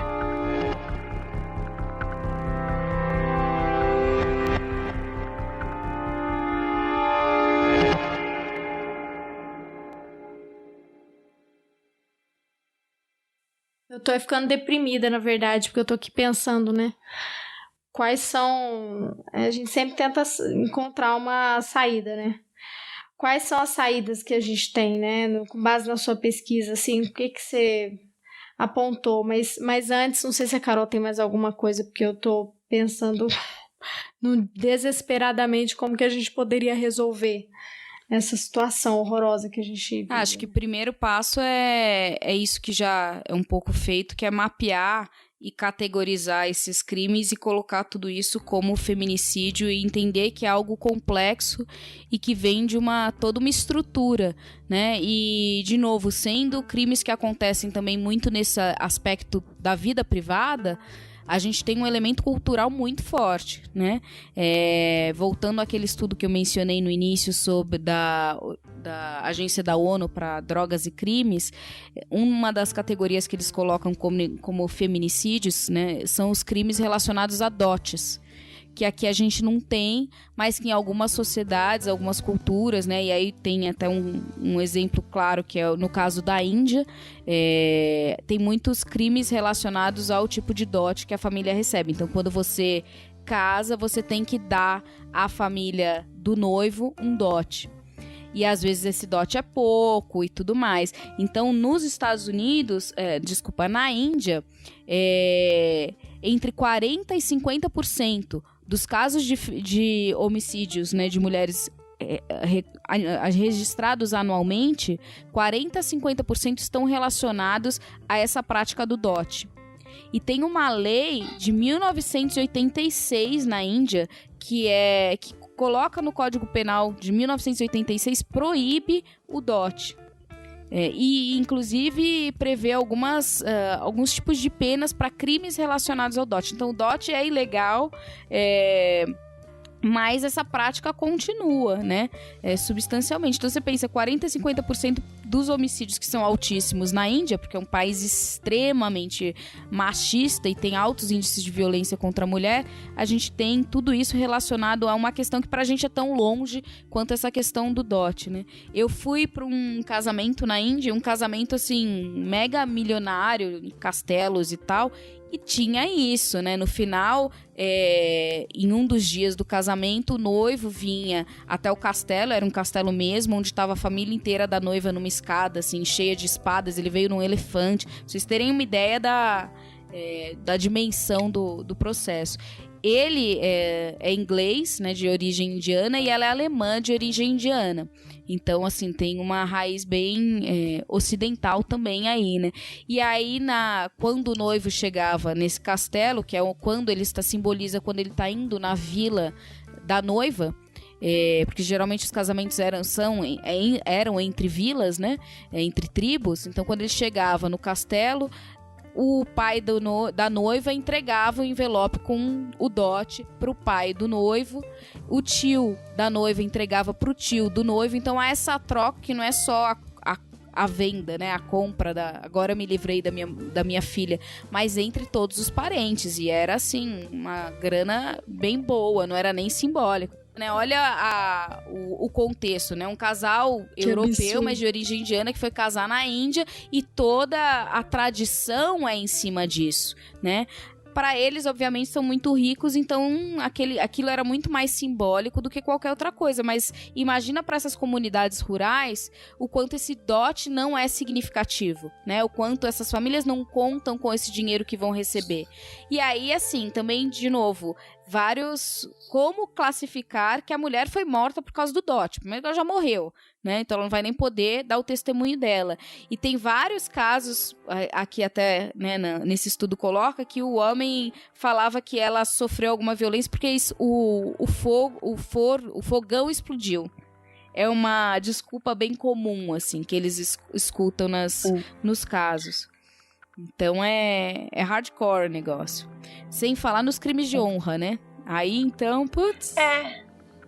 Então, mas eu falo. Aqui no Brasil tem de monte, né? Esse crime de honra aí não tá na lei, mas na prática. Exatamente. Eu tenho, às vezes, trabalhando aqui na Inglaterra, né? A gente vira e mexe, a gente fala de feminicídio, violência de gênero, sempre usam questões da Índia, Oriente Médio, etc., pra falar, não, mas isso aqui, essa coisa do crime de honra.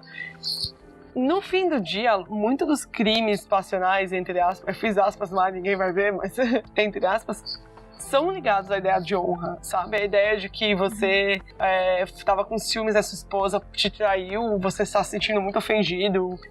No fundo, é uma discussão que ainda acaba usando essa ideia da honra. Então, eu acho que se você olhar bem, todos os contextos dos quais você tem violência doméstica, você tem crime de honra. Só não é dito dessa maneira clara e aberta, como em alguns países que ainda tem uma legislação que considera crime de honra. Mas eu concordo em dizer que, tipo, falar que crime de honra no Brasil pode não ter. Poucas pessoas vão chegar no tribunal e falar, não, foi um crime contra a minha honra, porque essa figura jurídica caiu em desuso. Mas eles vão usar aquela ideia do dog whistle, né? Você faz uma frase ou uma coisa que remete pro imaginário a outra coisa. Você fala, crime passional, violenta emoção, etc., para você, ciúmes, para você remeter, a mulher tinha um comportamento inapropriado, traição, etc., para você remeter a ideia da honra. Enfim, e em resposta a você, Débora, eu vou te falar uma coisa, eu não sei, tipo, ainda tô, como eu disse, bem no começo da minha pesquisa, né? Então eu espero que daqui a 2 anos eu possa te dizer, não, eu tenho aqui um plano que vai ajudar a gente. Mas eu acho que tem várias coisas. Uma é a gente, como eu sempre pensei, como ativista que tenta, tipo, trabalhar contra a violência de gênero, mover para além da ideia do punitivismo, do feminismo carceral, do feminismo punitivista, e pensar em maneiras com as quais, tipo, programas sociais e educação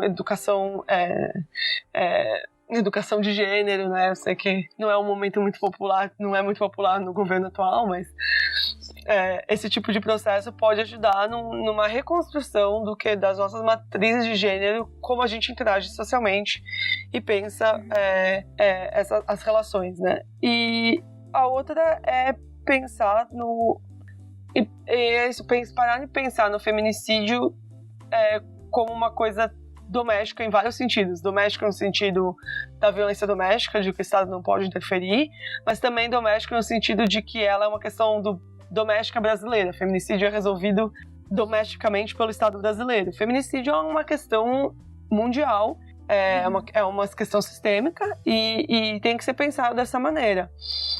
E eu acho que discussões sobre violência de gênero que são francas, abertas e acessíveis são muito importantes para as pessoas entenderem de onde a gente está vindo quando a gente está falando de feminicídio, para não ficar aquela coisa, não vai ter mais feminicídio, agora só vai ter homicídio.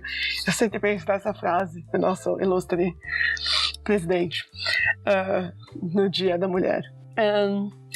E pensar tipo, em políticas públicas e em projetos emancipadores coletivos que não necessariamente passem pelo poder estatal, que são importantes para que a gente consiga construir uma maneira mais saudável de lidar com a questão de gênero, de violência, entendeu? Porque no fundo, tudo isso remete a vários papéis sociais de gênero que são esperados de homens, mulheres, a própria ideia da binaridade, de tudo isso tudo é interligado. Então, ter discussões francas sobre isso ajuda a pensar feminicídio de uma maneira mais holística. Eu não gosto muito dessa expressão, mas era isso que eu estava tentando dizer, assim, em que você para de pensar nele só como isso é um problema que precisa ser solucionado etapa 1, etapa 2, etapa 3, e começa a pensar, ok, mas como isso está ligado com práticas diárias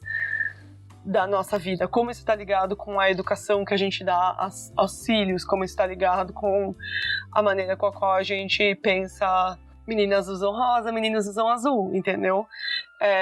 E para mim, eu acho que isso é o que faz com que eu entendo muito você falar essa coisa de é muito deprimente, assim, às vezes tem dias que eu tô na biblioteca fazendo minha base de dados, eu tenho que levantar e mandar uma mensagem para um amigo meu, ir lá chorar no ombro de alguém e voltar, porque você fica, é horrível, é horrível, a gente, né, sei lá, na nossa conversa já uma mulher já morreu, entendeu? Na última 1h30.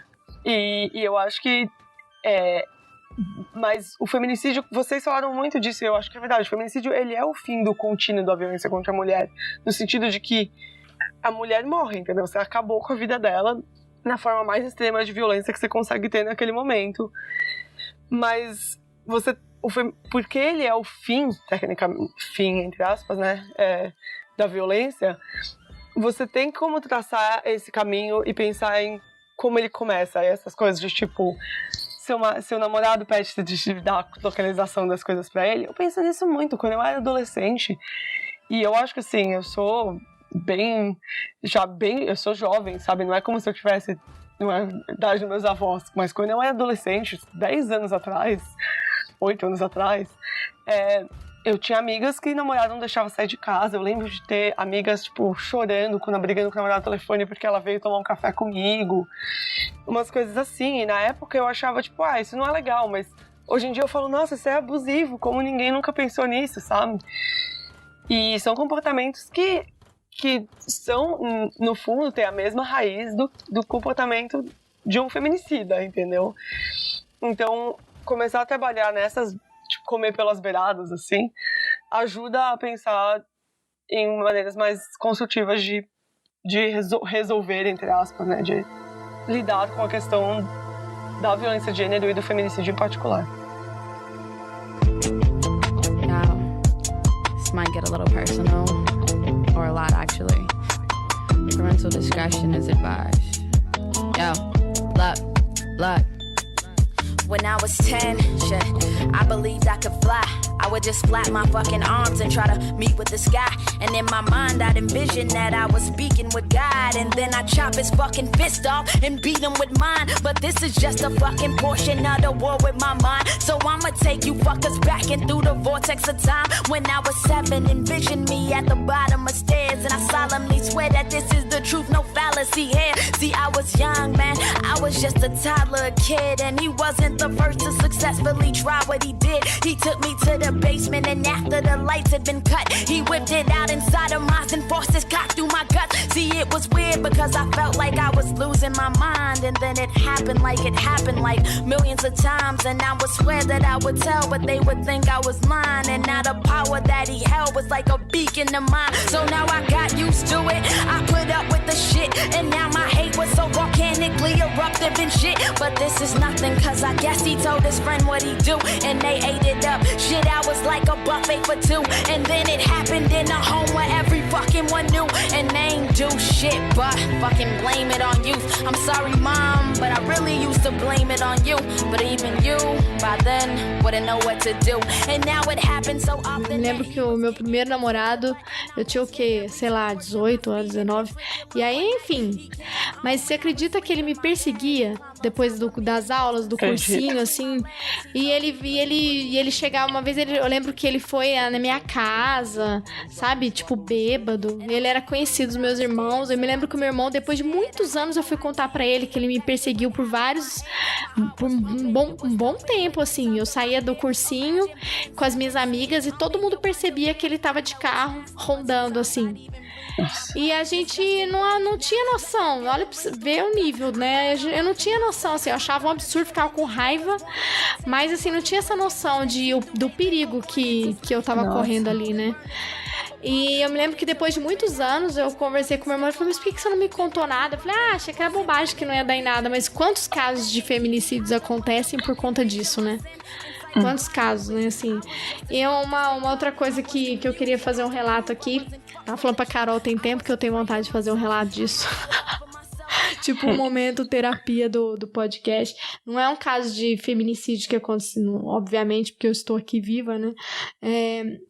Mas me faz refletir sobre essa discussão que a gente fala de que a violência com a mulher, ela tá dentro da esfera privada, né? E ela acontece na maioria das vezes desses casos, né? Mas ela também pode acontecer fora da família, né? Fora do ambiente doméstico, né? Por exemplo, eu enfrentei uma situação que, assim, bizarra. Tipo, ninguém acredita quando eu começo a falar. No caso, nem os policiais no dia acreditaram.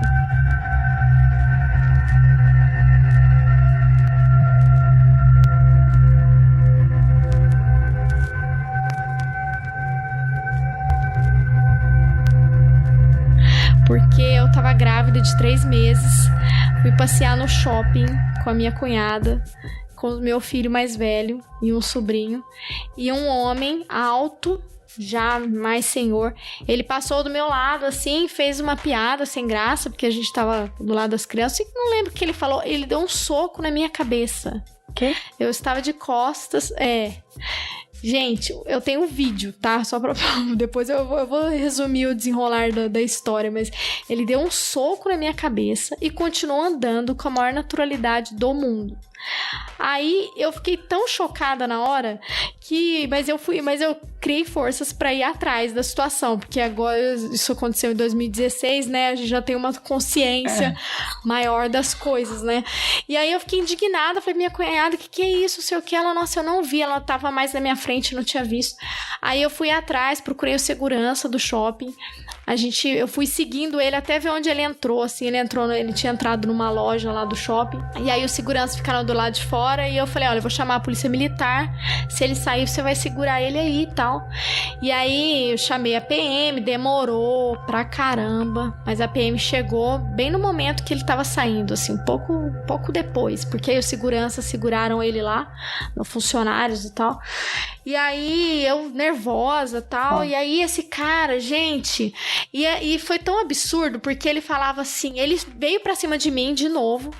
Se ela tá louca... Claro, mulher sempre é louca, né? Ela tá louca. Imagina que eu não fiz isso. Eu falei uma piada lá pra elas e não não encostei a mão nela, eu juro, não sei o quê. Aí ele começou a apavorar com o discurso de você sabe com quem eu estou falando? Porque ele era uma pessoa, tipo... tinha um cargo importante e tal, e aí ele começou, e eu a todo momento assim, eu não quero falar com o senhor, vamos esperar a polícia chegar. Aí a polícia militar chegou, e aí nisso o meu irmão que é advogado, esse meu irmão que eu mencionei antes, ele tava aqui na cidade, eles seguiram comigo lá numa sala de segurança lá do shopping. E aí os 2 policiais ficaram a todo momento tentando me desanimar mesmo, sabe? Tipo assim, me desestimular. Não, porque não sei o quê. Aí chegou um ponto que eles começaram a ameaçar coisas do tipo, você tem que ter certeza do que você tá falando, porque senão isso pode gerar um processo contra você, por calúnia, por difamação, sei lá mais o quê.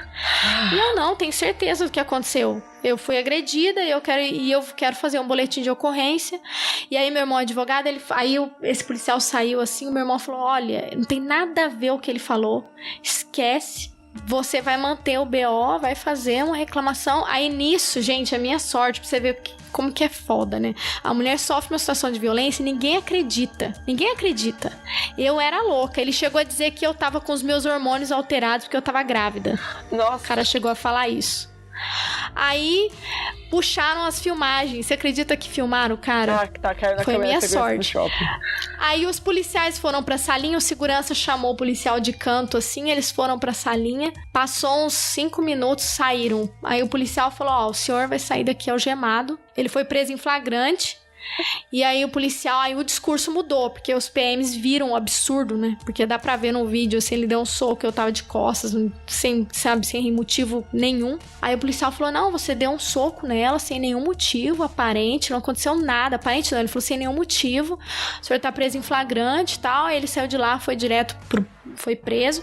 Eu queria que ele fosse, pelo menos tivesse um curso de agressão, alguma coisa assim, de conscientização, mas por fim foi aquela lógica lá da cesta básica.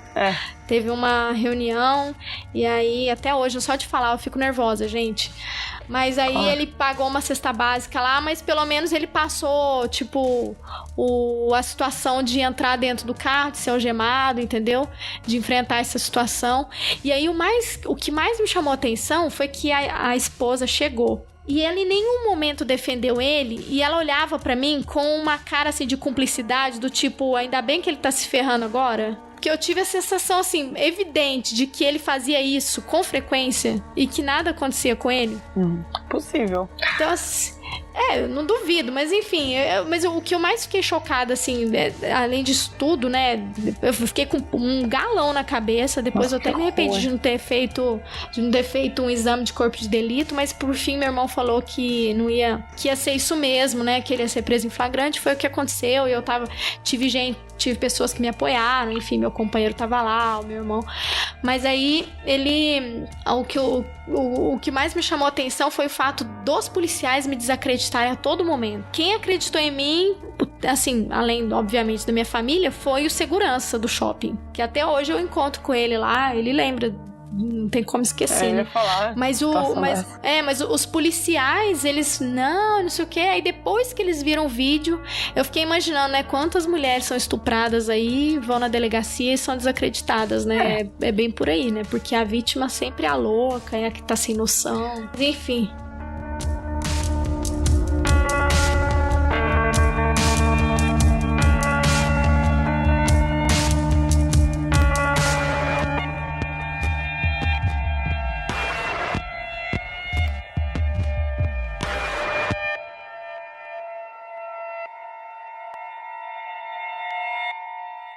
Eu acho, primeiro assim, nossa, que coisa horrível, eu sinto muito. É horrível isso, não tem nem palavras, tipo, né? Mas eu acho que isso mostra uma outra coisa. Você fala da mulher privado, na questão do privado, ninguém mete colher, né?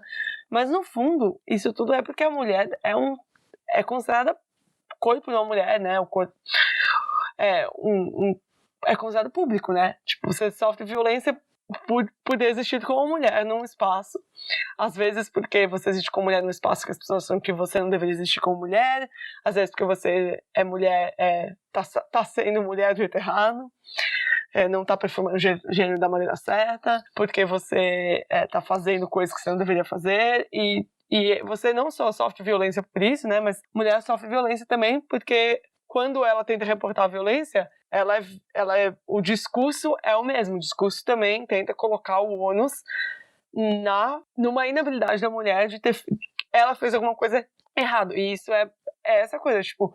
No fundo, eu acho que essa ideia de dizer que a mulher, violência contra a mulher, seja ela doméstica ou não, é uma questão privada, é muito...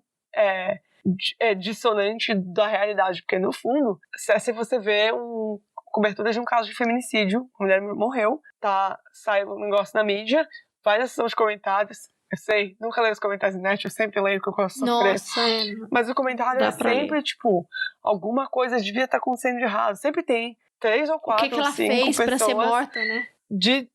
Dizendo que é a mulher que fez alguma coisa. E eu acho que isso tem a ver também, tipo, a morte da mulher é pública também, sabe? Ela não tem paz nem na morte. Não, hoje Enfim. mesmo, a gente falando aqui, Hoje mesmo, uma mulher foi assassinada pelo ex-marido em São Paulo. Ela tava na rua, o cara puxou uma arma na calçada, deu um tiro na cabeça dela. Eu vi. Assim, de tarde, todo mundo vendo. Eu vi. Eu sempre recebo.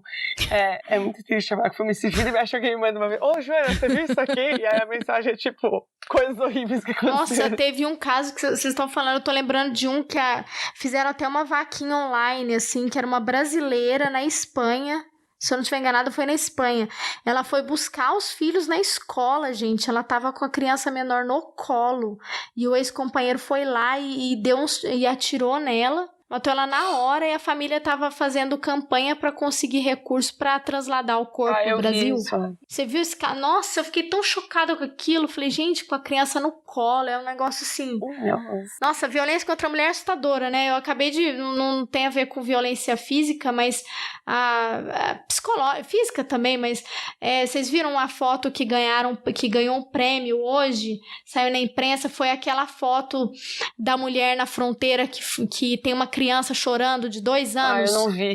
Chorando a mãe, e a gente fez um episódio sobre isso, né, sobre a questão da separação de famílias nos Estados Unidos, a foto que marcou aquele debate, né, de controle de imigração. Essa foto foi premiada, né, foi premiada como um exemplo de violência psicológica, né, contra aquela criança de 2 anos, a menininha aos prantos. Custa ter um mínimo de acolhimento, pegar a criança no colo e tal. Então, assim, é assustador, gente. É um negócio, assim, que... Isso que você contou do seu caso, difícil. eu tenho... Fui uma vez até na delegacia com a minha amiga. Ela tinha um namorado escrotaço, e aí eles terminaram e o cara era louco, assim, ficava enchendo o saco dela direto. Então ela ficou uma semana lá na minha casa pra fugir do cara, o cara não sabia onde ela tava. E aí um dia ela tava andando na rua e o cara veio atrás dela e tipo, queria enfiar lá no carro e tal.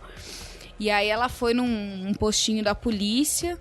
Depois o cara veio atrás, aí eles acho que despistaram, o cara, sei lá, não lembro direito, mas aí ela foi na delegacia fazer BO, e aí ela me ligou quando ela tava lá saindo, a gente foi tomar um café, mas ela disse que ela foi ficou apavorada. O cara já tinha batido nela uma vez, e por isso que ela terminou. E aí ela foi fazer o BO e contou pro delegado, era um homem, e o cara falou pra ela assim, meu, mas como é que você ficou com um cara desse? Você é idiota? Nossa, e aí ódio. ela registrou, fez o BO, e o cara falou assim, ela falou assim, tá, e agora, né, qual é o próximo passo? Aí ele falou assim, não, agora sim, esse cara que pelo que você tá falando, parece ser um cara bem perigoso, então assim, muda de telefone, muda de endereço, pra ele não te achar. Imagina, a pessoa tem que fugir, né, pra ele não te achar. Aí ela falou, mas não posso, né, tipo, mudar a minha vida. Aí ele falou assim, e assim, agora, tipo, se acontecer alguma coisa com você, a primeira pessoa que a gente vai procurar é ele.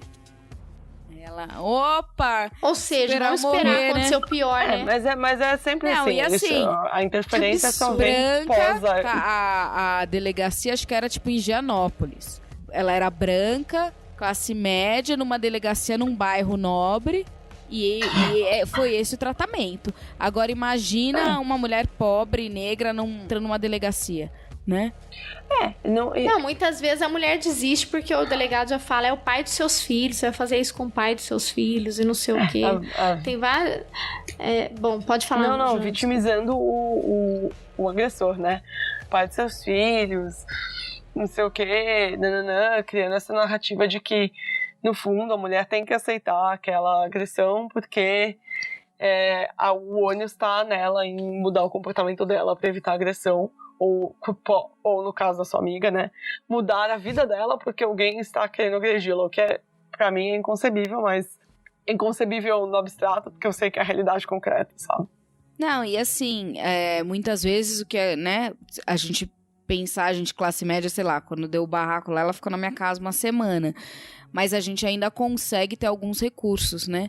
Mas muitas vezes a gente tem uma audiência, alguma coisa de Maria da Penha, a mulher volta pro ponto de ônibus junto com o cara, né? E o cara tá junto, no mesmo ponto. Ou então ela mora na rua, né? Mora na mesma servidão. Então, assim, é muito difícil fugir.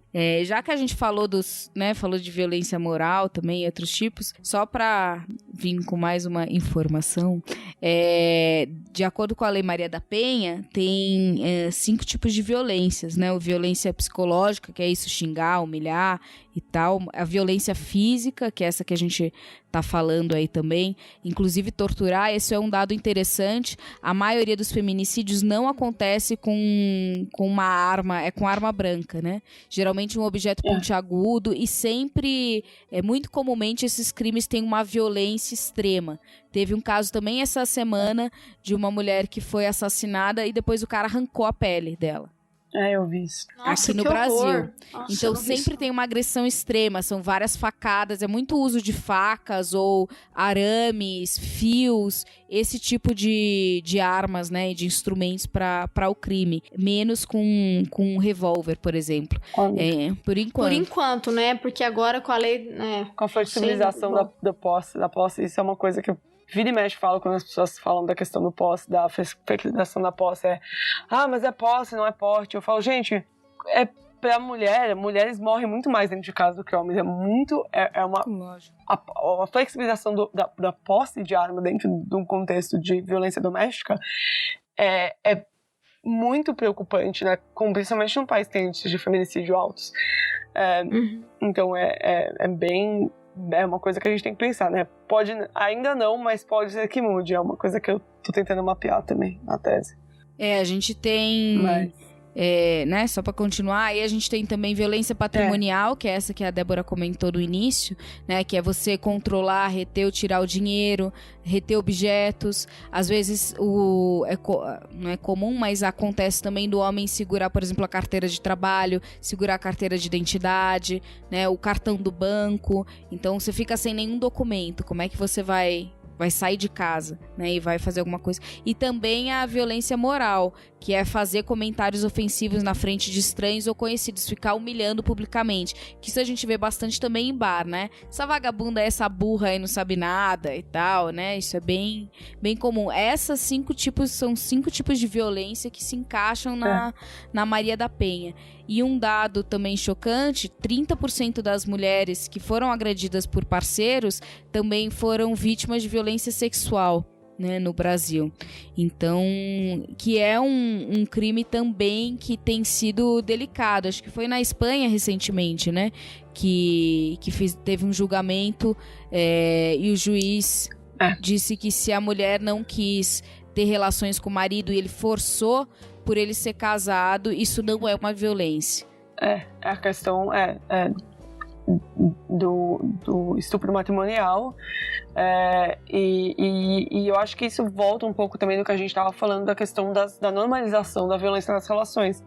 Acho que todas, mas assim, eu sempre falo isso, que sempre vai ter um cara que vai chegar e falar assim, não, mas nem todo homem... né? Aquela tradicional coisa. E eu falo assim, sempre falo, pergunta para suas amigas, quantas amigas suas já não se sentiram, por exemplo, coagidas a fazer sexo com seus parceiros, sabe? Tipo, não queriam fazer sexo e fizeram sexo que se sentiam obrigadas a fazer. Ou seja, não consentiram, né? Foram coagidas a fazerem sexo. Ou seja, foram estupradas pelos seus parceiros. E isso é normalizado. A ideia de que você tem uma parceira, você tem sexo quando você quiser, por exemplo. E isso é ligado tudo isso é ligado à questão do feminicídio e a violência moral também, e como você falou, essa coisa da humilhação. Quem já não viu uma amiga sua ser humilhada pelo seu parceiro, sabe, em público, numa mesa de bar? E eu acho que isso é uma coisa que a gente realmente não que a gente não pensa, mas a gente não vê isso acontecendo no nível individual e não liga isso ao nível sistêmico. E acho que isso é parte do problema. Hoy vas a descubrir que el mundo es solo para ti, que nadie puede hacerte daño, nadie puede hacerte daño. Hoy vas a comprender que el miedo se puede romper con un solo portazo. Hoy vas a hacer reír porque tus ojos han cansado de ser llanto, de ser llanto. Hoy vas a conseguir reírte hasta de ti y ver que lo has logrado. Ser la mujer que te dê la gana de ser. Mas aí, quando a gente vai pensando com calma, você vai chegar na conclusão de que tá muito perto, né? Tá bem ao lado. E a Carol falou bem, óbvio que, assim, eu sou uma mulher branca de classe média alta de São Paulo. Sim. O meu contato direto com o feminicídio é nulo, mas o meu contato com a violência de gênero não é, entendeu? O meu contato direto com a violência de gênero é não só meu, mas é com minhas amigas, minhas tias, minhas primas, minhas colegas de classe, minhas professoras. Todo mundo tem uma história de violência de gênero com um grau de separação de você. E você só não tem... Eu acho que a gente, obviamente, Carol também falou, né, nesse estado de quando você tá numa situação, de que você tá numa situação privilegiada, você pode não ter o contato direto com o feminicídio, mas você tem contato com situações que, se você não tivesse uma situação privilegiada, poderiam te levar ao feminicídio, sabe?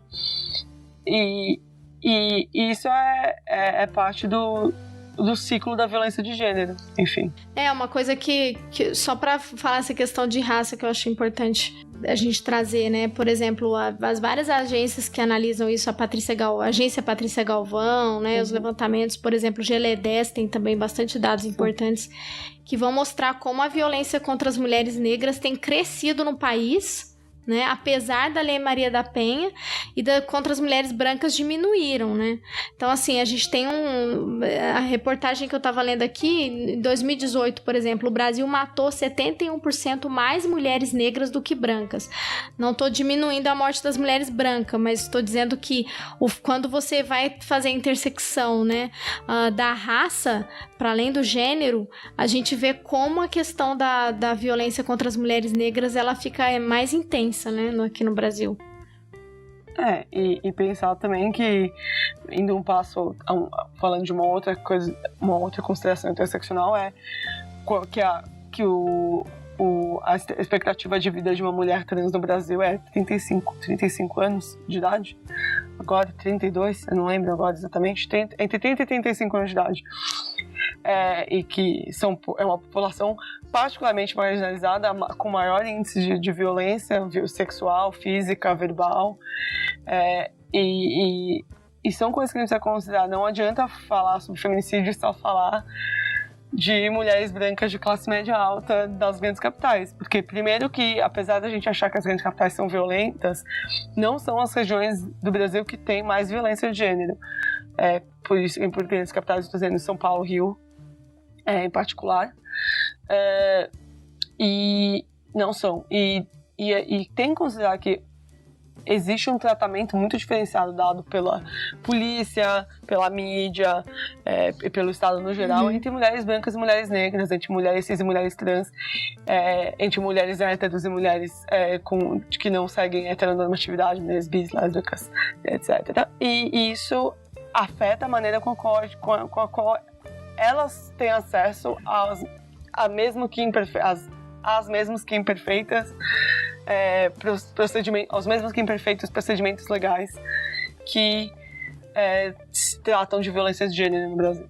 Eu acho que é importante também, é sempre muito difícil lidar, é que nem a gente falar sobre homicídios provocados pela polícia, né? Assassinatos por parte de policiais, porque as estatísticas são sempre muito limitadas, né, na sua credibilidade, assim, acho que a gente tem que sempre relativizar esses dados também. Então, quando a gente fala de feminicídio, olha, é só violência contra a mulher, bom, só eu falar aqui da minha vizinha, né, assim, é mais um caso que eu presenciei que não tá na estatística, né, isso é diário, assim, é difícil, porque muitas vezes a coisa, muito entre aspas, se resolve ali, né, o cara dá agredida e depois passa, pede desculpas e aí você não vai fazer um BO por causa disso, porque você acha que resolveu o problema. Então é mais um caso de violência que não fica reportado, que não fica registrado.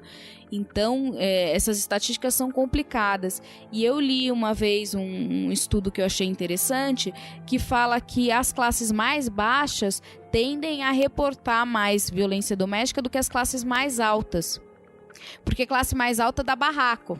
Você não vai querer fazer um barraco. Entendeu? Pega mal na sociedade. Fica mal na sociedade. Você que tem essa família margarina, né? Onde seus vizinhos acham que você é perfeita dirigindo o seu carrão e tal, e com o maridinho lindo e os seus filhos. E, na verdade, você vai revelar que a sua estrutura familiar não é uma estrutura tão margarina assim, né? Então, tem esse estigma e tem essa ideia de ser sempre a família caras. Que em classes mais baixas tem menos esse estigma social de você se projetar como a família perfeita, né? A classe média onde isso não acontece. Então as mulheres têm mais vergonha, digamos assim, de causar na rua e de expor.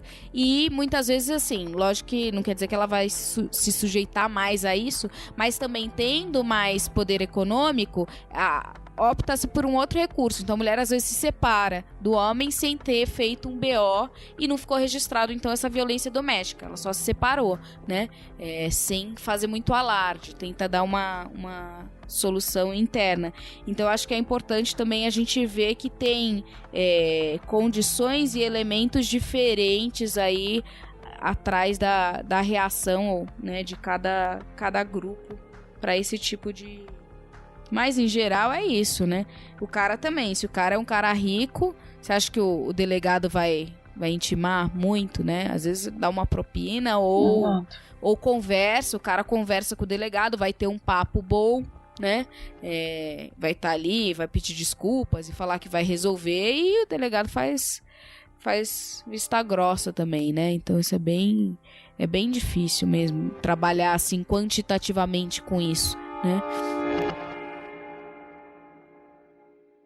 Mas eu acho que é muito importante considerar isso na questão de raça particularmente, e a questão de classe também, na questão de feminicídio, também a questão de idade. Tipo, mulheres mais jovens têm mais chance de sofrer feminicídio do que mulheres mais velhas. Acho que tipo, vamos dizer, 18, 17, 25 anos, eu acho que são, pelo que eu tô olhando aqui, vou até olhar na agência Galvão, na Patrícia Galvão de novo, mas... Enfim, mulheres jovens correm mais risco de serem assassinadas, que tem a ver também com questões de, tipo, violência sexual, vulnerabilidade, etc, etc. E é muito difícil, assim, falar. Eu acho que falar de violência de gênero é sempre um tópico muito difícil, porque as pessoas já chegam com muitas... com preconceitos, né, do que é, de como funciona, o que come, onde habita, etc. E isso é parte do problema de pensar a violência de gênero de uma maneira interseccional e contemporânea no cenário brasileiro e internacional. Joana, obrigada, viu? Obrigada por tudo. Imagina. Parabéns pelo seu trabalho de pesquisa, parabéns pelo seu desafio aí, enfim, porque eu sei que não deve ser fácil, viu? Todo dia procurar notícia, eu quando vejo eu fujo dela, e você tá aí fazendo um levantamento tão importante aí pra gente entender essa realidade aqui no Brasil, né? Quero te agradecer porque eu aprendi muito com você, com as definições e com essa percepção mais ampla, né, sobre os estudos a respeito do feminismo no Brasil, aqui enfim, também no mundo. Obrigada mesmo, foi muito bom. Quero agradecer mais uma vez essa oportunidade única aí. A gente demorou para gravar, mas escolhemos a pessoa certa aí para debater um tema tão necessário. Muito obrigada, gente. Eu aprendi muito com vocês também. Foi muito legal conversar, assim. É muito difícil e é um tópico pesado, mas eu sempre fico muito grata de ver outras pessoas pensando e falando sobre, e levantando pontos super interessantes e... Enfim, muito obrigada e, de novo, muito parabéns pelo trabalho que vocês fazem. Eu sou uma fã inveterada, ouço todos os episódios. Que bom. E fico muito feliz, assim, mesmo. Acho que vocês fazem um trabalho incrível. Muito obrigada por me convidarem e deixarem fazer parte dele. De vocês, não, mas vamos pensar que ela falou que ela escuta todos os episódios, então ela sabe a diferença de ouvir um episódio gravado pelo Felipe Geraldo e um quando a gente grava, né? Não, gente, eu fico feliz, porque eu falei, não, vai chegar, vocês vão falar comigo 1 da manhã da quinta-feira, vocês vão ficar fazendo várias coisas também, eu vou ficar confusa.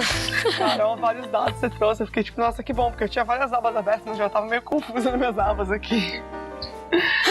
Nossa, gente, super obrigada, tô muito feliz assim mesmo.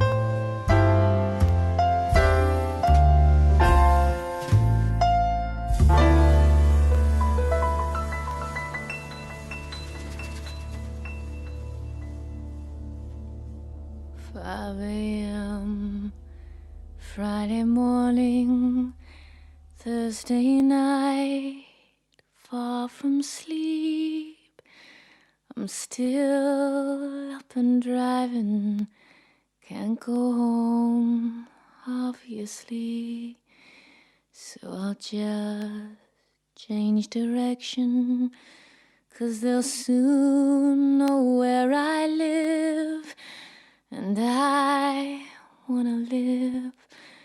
Got a full tank and some chips. Was me and a gun and a man on my back. And I sang Holy, Holy as he buttoned down his pants. You can laugh, it's kind of funny, the things you think in times like these. Like I haven't seen Barbados, so I must get out of there.